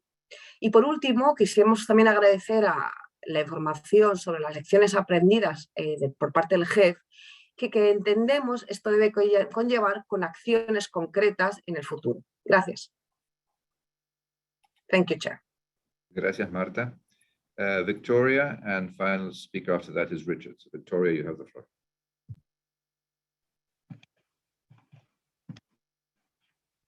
Thank you, William. Our constituency would also like to thank Mr. Graham Joslin for the review, as well as UNDP for the steps that have been taken so far. We take very seriously the report's view that it is premature to verify impacts at an operational level. And for this reason, we will be continuing to pay very close attention to this issue. And we, as others, we also think it's very important that UNDP ensures that actual implementation of the action items is fully achieved on the ground and also sustained in the long term. And with this, we support the recommendations by the GEF Secretariat that are listed in the Council decision, as well as the proposal by Switzerland to continue the additional round of review for UNDP projects. We'd also like to support the recommendations that are made in the review on the two topics that OAI should take up in its annual audit planning, and that is the review of UNDP's internal justice system, and here including whistleblower protection, as well as second, the review of the policy administration and coordination. Thank you very much. Thank you very much, Victoria. Richard, you have the floor. Thank you very much, William, and thank you very much to the Secretariat for the presentation, and Graham and Pradeep for their really useful explanations. There's already been a lot of coverage of the issues, and I won't go over that same ground, but on the one of the key points that has been discussed about the timing of the review, we agree with the recommendation of a review by the end of 2022, but we also agree with Switzerland of a follow-on review. One thing that might be worth consideration is a limited scope independent review in 2022, just to keep a track of progress and identify any particular issues, with a more substantive terms of reference and scope of the review for 2023 once there's more progress in the implementation by UNDP. That might maximise the value of the report while minimising the resource and other implications associated with the independent review. That's something I think is worth considering. I don't think it changes the decision in terms of the progress review, but it may be useful into determining the scope in the 2022 review. Thank you. Thank you very much. That ends the list of speakers. Back to you, Co-Chair. Thank you. Thank you very much, William, and thank you all for your comments and questions, and also for keeping your interventions short. I will now invite Françoise to respond to the comments made by the council members, please. Thank you very much, Chair, and thank you very much, council members, for comments and remarks. I note the general consensus around the support to the proposed decision, or at least to most of the dimensions involved, as well as the highlight in many contributions relative to the importance of implementation and the importance for the GEF Secretariat to continue to pay very close attention, not just to the policies, but to the implementation. I also heard a general consensus around the issue of maintaining periodic reporting by UNDP as we currently have it, which is also part of the proposed decision, as well as to maintain the project level due diligence on dimensions of minimum fiduciary standards that we currently have enhanced for UNDP projects. So all of those aspects are well noted. I note the suggestion by Australia in response to some of the prior discussions on the timing and number of follow-up third-party reviews, that there's a proposal here for a limited scope in 2022, followed by a more comprehensive one in 2024 that is aligned as well with the suggestion from Switzerland. So let me stop here. We will have a chance to discuss the decision itself tomorrow. So I will not comment further on the proposals. Thank you. Thank you very much, Francoise. May I ask you, Graham, if you have any comments to the last interventions? No, Madam Chair, nothing that I can add to the conversation so far. Thank you for that. Then I will ask Pradeep to comment on the last round of questions and comments from Council, please. Thank you, Chair. It should be short because I think I covered most of the comments earlier. Indeed, we will work to ensure that delays are dealt with, minimized to the extent possible. That's relating to the comment made by the council person from Mexico. That said, of course, time is required to conduct the due diligence that is necessary. We hope that the changes that we have made into our internal workflows will see that this is less of a problem for projects going forward, because some of these due diligence steps that are at pains to some countries now are affecting those PIFs that were approved in June 2020, which are beginning to obviously mature and come for CA endorsement now.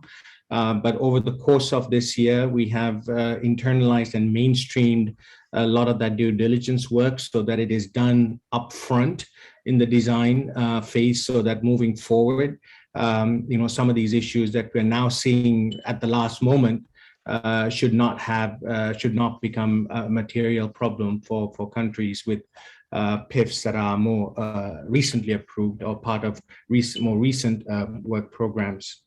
And finally, just to say that indeed, as I have mentioned earlier, our management has made the work with respect to the strengthening of the application of fiduciary requirements of the GEF a priority. It is very much at the center of pretty much most discussions in UNDP.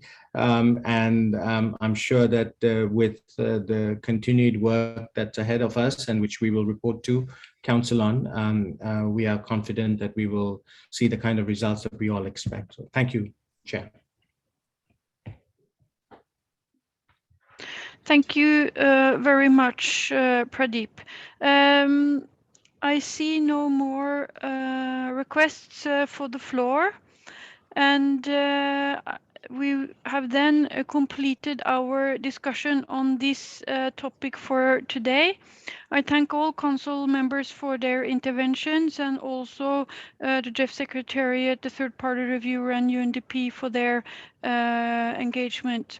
We will now look at how the decision text can catch the different issues that has been raised, and we will circulate a new draft decision to council members and alternates as soon as possible for your consideration, and after the executive session tomorrow morning.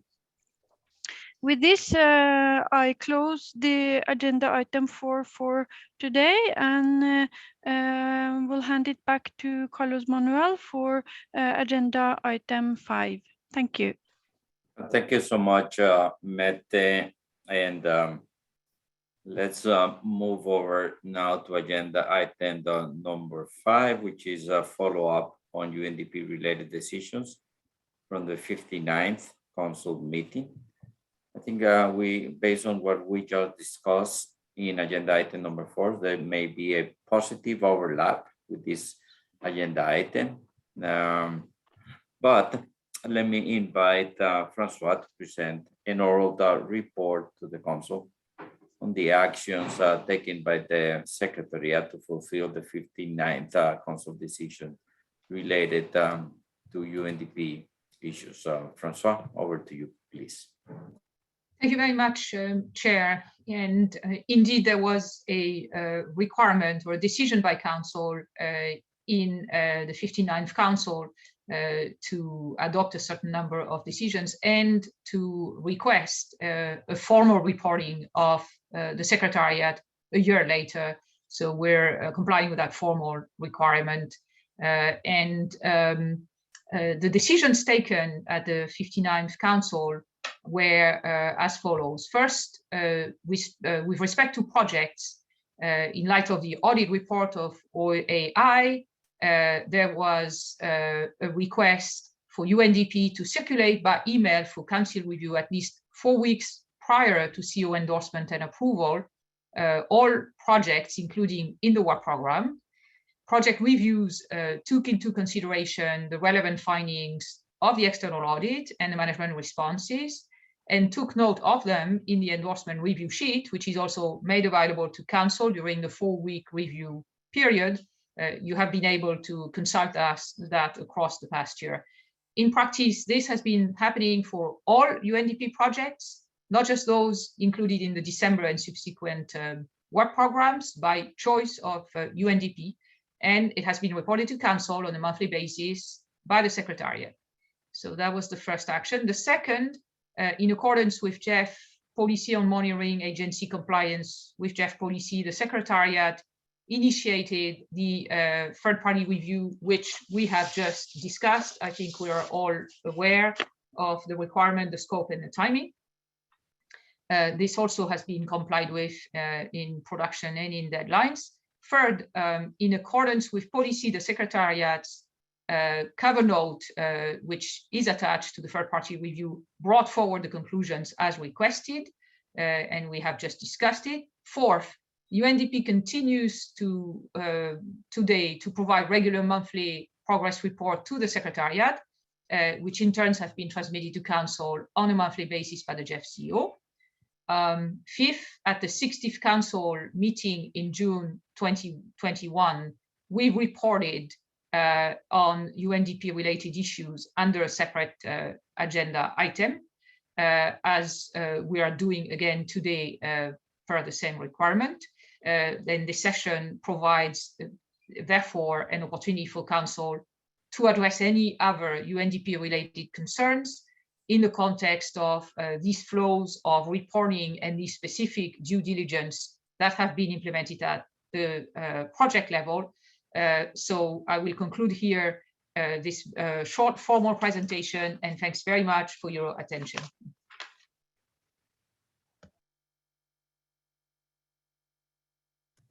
Thanks so much, Francois, for that. And let me invite also Pradeep to present and also an oral report to the Council on actions taken by the UNDP to fulfill the 59th Council decision related to his institution. Pradeep, please. Thank you, CEO. So I think a lot of this has been captured and came up in the previous session, but I will try and organize these in such a way that there is a comprehensive overview of the actions that we have taken since the 59th Council. The first, as Francois mentioned, certainly concerns the screening of risks that were raised in the OAI audit report against every single project that has come forward to Council. Indeed, we volunteered and we have applied it to all projects without fail. And this is important because these checklists have looked at the governance arrangements. They certified that the governance arrangements have been looked at very closely. They certified that the separation functions between oversight and execution is in place. They certify that the executing entity capacities, including the audit history, has been reviewed. They certify that the internal control framework of UNDP country offices to exercise oversight is in place as it should be. They certify that the audit history of our country offices and the management action plans that have been put in place to address various audit recommendations from the past have indeed been taken care of. They also look at the financial management and the procurement planning and management of conflict of interest related risks involving national partners, as well as looking at the time tracking of staff who provide oversight is monitored. These are all important sources of areas of verification that these checklists go into, and we will continue with that practice until Council suggests otherwise. In addition, we have also conducted a comprehensive program of awareness raising and sensitization in UNDP.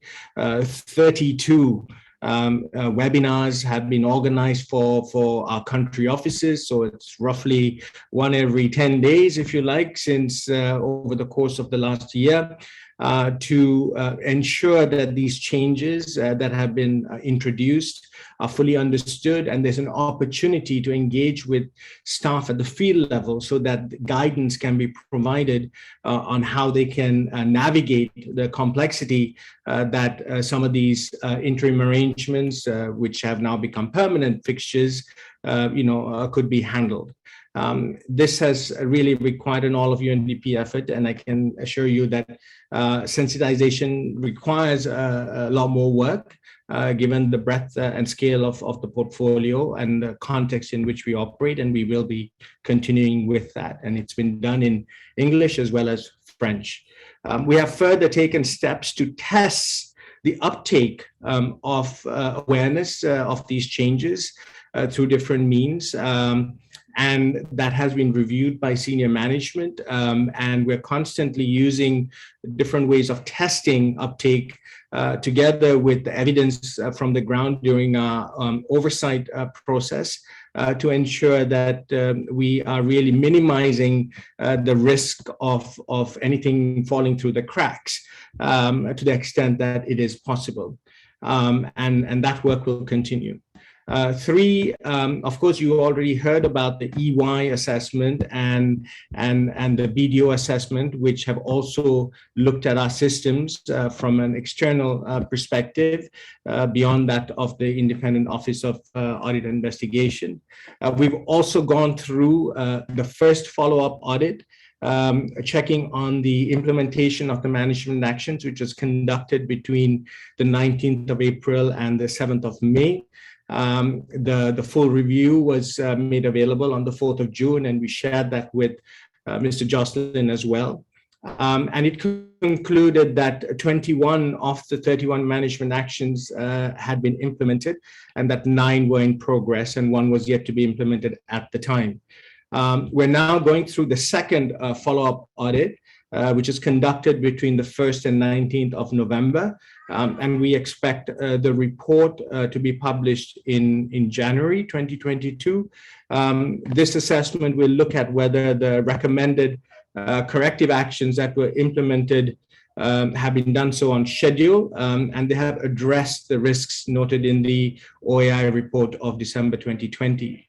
And of course, it will assess whether there's any outstanding actions that need to be implemented or further steps that need to be undertaken beyond what has already been implemented to ensure that the full application of the essence of the risk we're trying to manage is actually done. 12 country officers were included in the scope of that audit review. Seventh, we have also reviewed and updated the whistleblower policy, as I mentioned earlier. I'm not sure I need to go into that again. We have also, as I mentioned, updated and have a new standalone anti-money laundering and combating the financing of terrorism policy. We have also updated guidance on conflict of interest of project boards. If you recall, this was one of the issues that we had in previous projects, particularly those implemented by our partners. We now have new guidance on project boards, which have been integrated into the updated GEF project document. And this, together with guidance on its application, is now being applied throughout the portfolio. And many of the projects that you see coming forward to you now for CEO endorsement comply with that requirement. We've also provided updated guidance on the governance arrangements needed for different implementation modalities that UNDP uses. National implementation modality, where we essentially rely on the systems of our partners. The direct implementation modality, which is used in rare occasions with GEF Council authorization, where there really are no options other than for UNDP to play a role, particularly in certain contexts.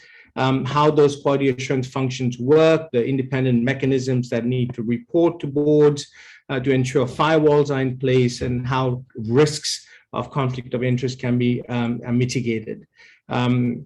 We have also completed a reevaluation and validation of the internal control framework of all UNDP country offices with ongoing oversight responsibilities and accountabilities for projects funded from the GEF.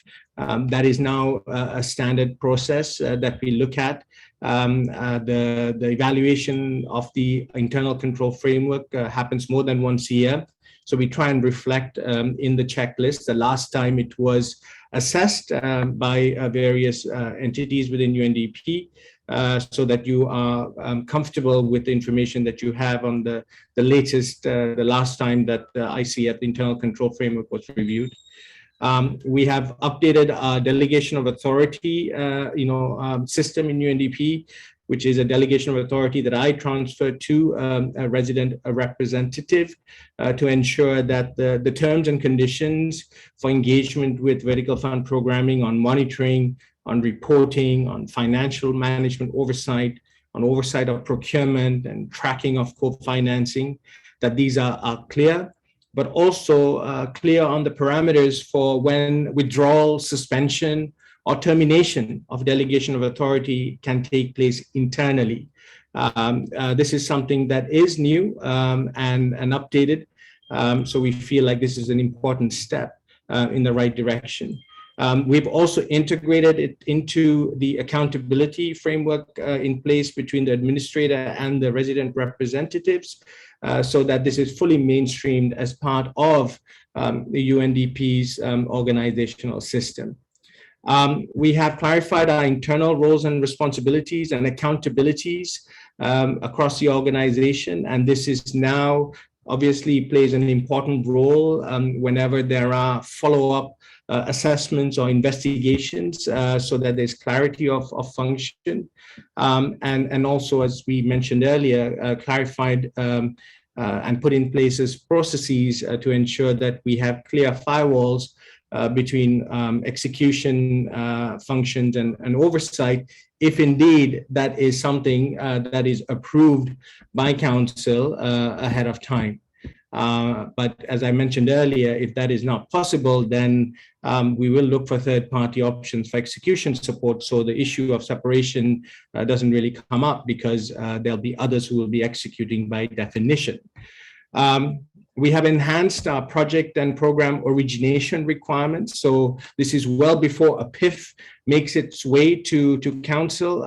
When a country makes a request for assistance from UNDP, it goes through a pre-screening now, where we assess a number of risks that we are aware of, given the existence of the portfolio and our experience with that executing entity or any other project in that region, including the performance of those projects. That information is taken into account in a decision on whether UNDP is actually able to provide support given all the requirements that we need to fulfill, and where that is not possible, we will work with the OFP and identify another agency that may be better suited to support the request that is being made, and it won't necessarily be UNDP.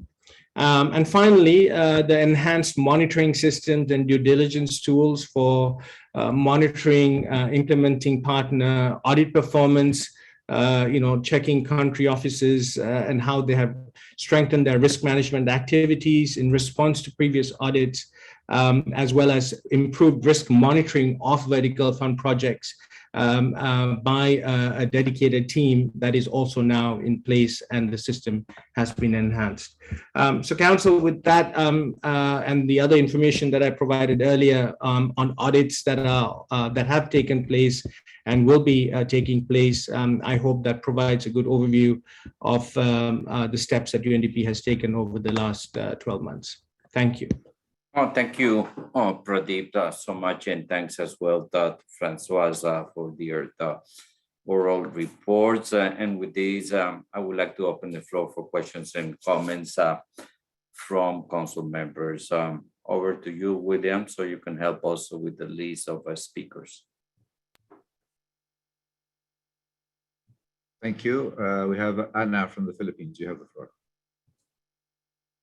Thank you, Mr. Chair. We took note of the actions taken by the UNDP on the UNDP-related decisions from the 59th Council meeting, and we appreciate the progress that you have been making. But maybe we can take a look at on the side of the council members and maybe the GEF Sec on what we can also do. One is we can take a look on strengthening the internal control of recipient countries. For example, as part of the project readiness, maybe we can require the development of operations manual to strengthen the internal controls of the project. And number two, we would also recommend that we fully document the lessons learned from these measures that we have been taking. And then maybe it can be part of the country support program capacity building. Thank you, Mr. Chair.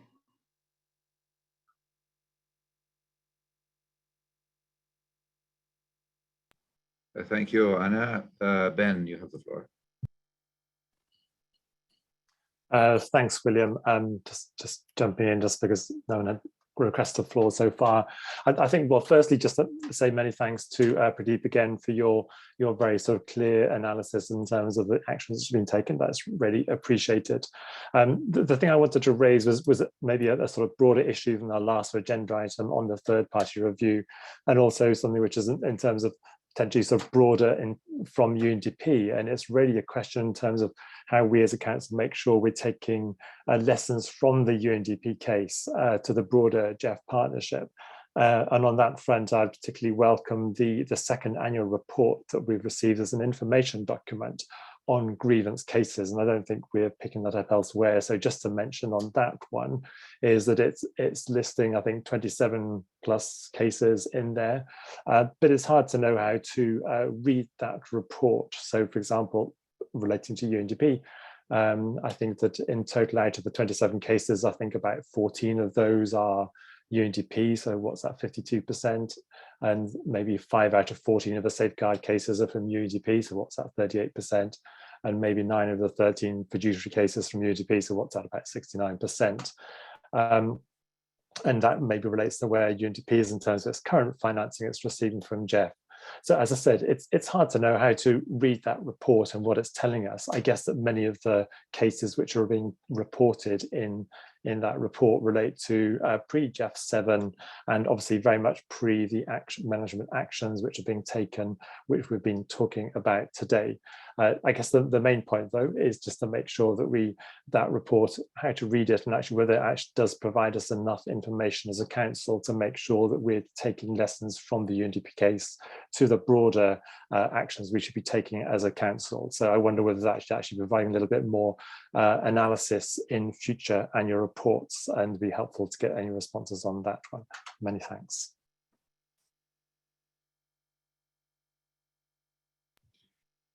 Thank you very much, Ben. Rob, you have the floor. Great, thank you so much, and yeah, thank you so much, Francoise and Pradeep, for Pradeep especially for the very comprehensive response and oral report. Really, very, very helpful, and we really appreciate the GEF Secretariat and UNDP and the diligence, your diligence in addressing the concerns of the council. We do have a few. There's a few issues. That led to that council decision that we're talking about, that we've been talking about, the one in December, and that we don't think we have been fully addressed, particularly related to the Russia Standards and Labels project. So I'm going to ask a few questions to hopefully get some follow-up here. We urge UNDP management to take further and rigorous action to establish accountability for those who have engaged in misdeeds. In this regard, we welcome the investigations and potential management actions associated with them, which we understand are ongoing with respect to personnel alleged to have engaged in wrongdoings, including retaliation against those who spoke up about mismanagement of GEF projects. We also urge UNDP to introduce greater degrees of transparency in sharing relevant investigative and review information regarding GEF projects, especially in the areas of whistleblower protection and accountability for those engaged in cover-ups and retaliation against whistleblowers. I'd like to reiterate our determination to ensure UNDP's management reform and internal justice mechanisms address the core concerns of the United States and other donors. We've seen many of these issues reported in recent press reports, and we need to ensure UNDP is committed to fix systems management oversight weaknesses, to hold accountable individuals who have tolerated or engaged in conflict of interest, fraud, corruption, and engaged in possible retaliation against those who spoke up. These actions are critical for the reputation of the GEF as we move into this current replenishment cycle. So, and again, appreciate your thorough review of some of the things that you're doing at UNDP. It's really helpful. Thank you. Thank you very much. And that leaves the last speaker, Annette. You have the floor. Thank you very much. Also, thank you very much to Pradeep for very, very comprehensive overview of actions being undertaken by UNDP. That actually, like Ben, also led me to read the annual report on grievance cases, which I found interesting, but also sort of in a broader framework. I noted that it's not just about fiduciary standards, it's also about safeguards. And safeguards on social and environmental safeguards, gender equality, and stakeholder engagement. And that leads us also beyond UNDP, because I thank you very much, the GEF Secretariat, for also providing us a couple of progress reports on these safeguards. And I noted that it's nearing completion, that the action plans are actually almost for all the agencies completed. There's a large majority have completed them now. And I was wondering whether there's going to be a follow-up now, and what you envisage as a follow-up, and whether there's going to be an exchange on the implementation of these action plans amongst the agencies, and whether there's going to be a progress report on that, and we could have a discussion at one of the next council sessions. Thank you very much. I know this is a little bit beyond what we're discussing under this agenda item, but I didn't find in another agenda item to bring it forward. Thank you very much. Thank you very much. Now we have Liesl next. Can you hear me? I'm afraid Yes. my video is still not working. Yes, we can. Just to say, from our constituency, we would very much like to congratulate UNDP with the implementation of the management actions ahead of schedule. We'd also like to thank UNDP for recognizing and highlighting the difference between implementing the MAP actions and ensuring that the necessary practices are adopted across UNDP. As a result, we support the decision made by UNDP to maintain the task force to follow up behavior change and implementation of necessary practices. And also just to say thank you very much to Pradeep for the excellent follow-up and presentation to us on everything that UNDP has conducted so far. And just an extra note, we very much support the comments made by the US on the follow-up of disciplinary actions with the Standards and Labels project. Thank you.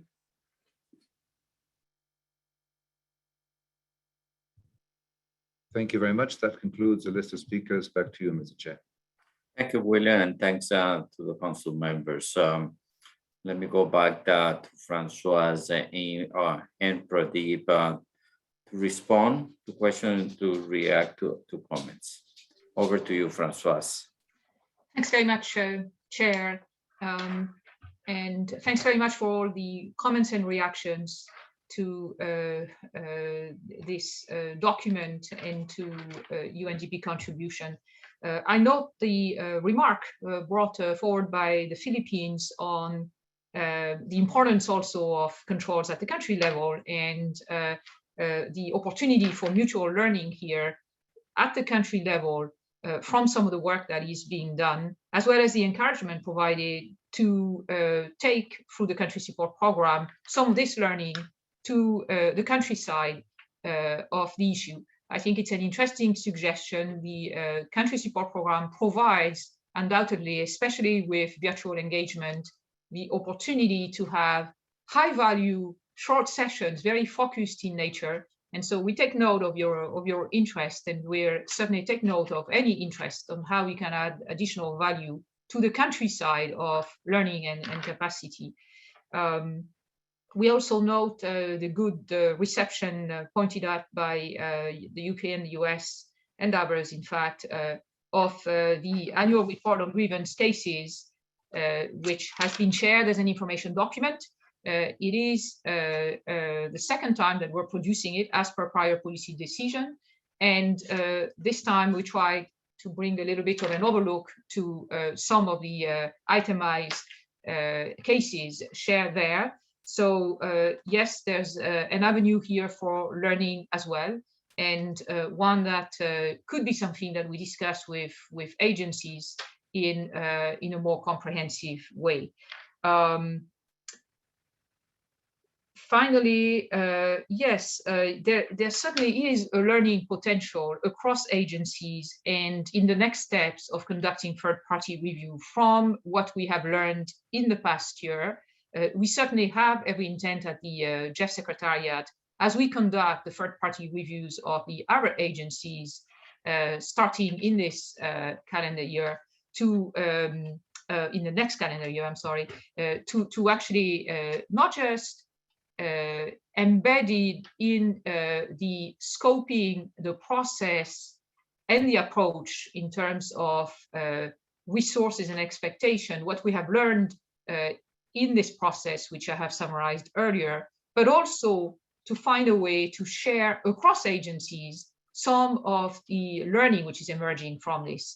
Now, the form it will take remains to be further defined.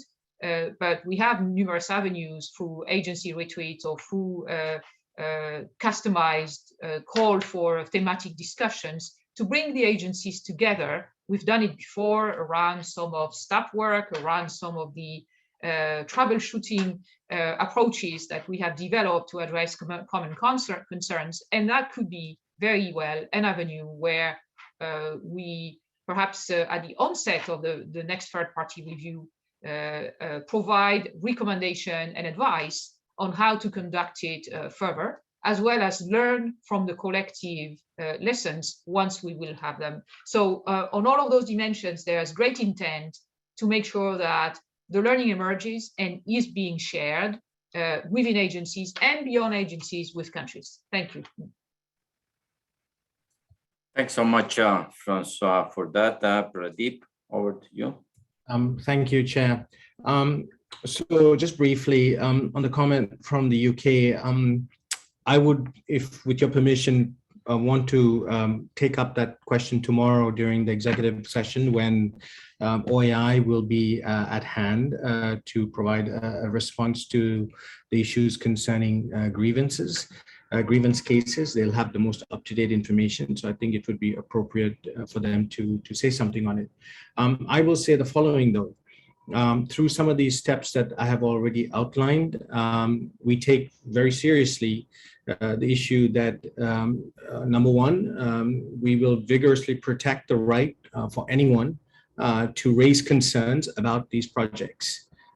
Number two, we want to make sure that due process is applied in understanding the details behind those concerns so that the necessary remedial action can be taken.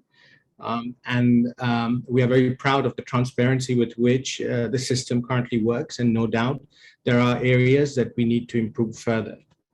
On the issue of specific projects, and in particular the one raised by the US, again, with your permission, I would like to delay that till tomorrow, where the administrator and others will be at hand to answer questions in an executive session. And this is really to protect the due process that is implicit in these cases.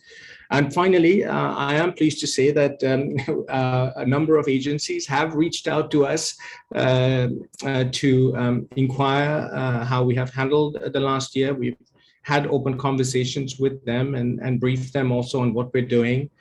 So that learning, that cross-learning across agencies, I think has already started. We're very happy to be part of that exercise, should that help others also.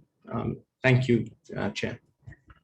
Thanks to you, Pradeep, and to Francois for the responses and reactions to the comments and questions from Council. Having completed the discussion, and since there is no decision expected to come from this agenda item, I don't have much to say rather than thanking everybody. With this, we conclude today's first session of the 61st Council meeting. Thanks for the last almost 4 hours of work. The Council will reconvene tomorrow at 7 a.m. DC time in a executive session with the UNDP Administrator Ahim Steiner. Thank you so much to everybody. Enjoy the rest of the day, afternoon, and night. Be safe and see you tomorrow. Muchas gracias. Thank you. Thank you. Bye-bye. Bye. Thank you. Ciao. Thank you. Gracias. Bye. Thanks.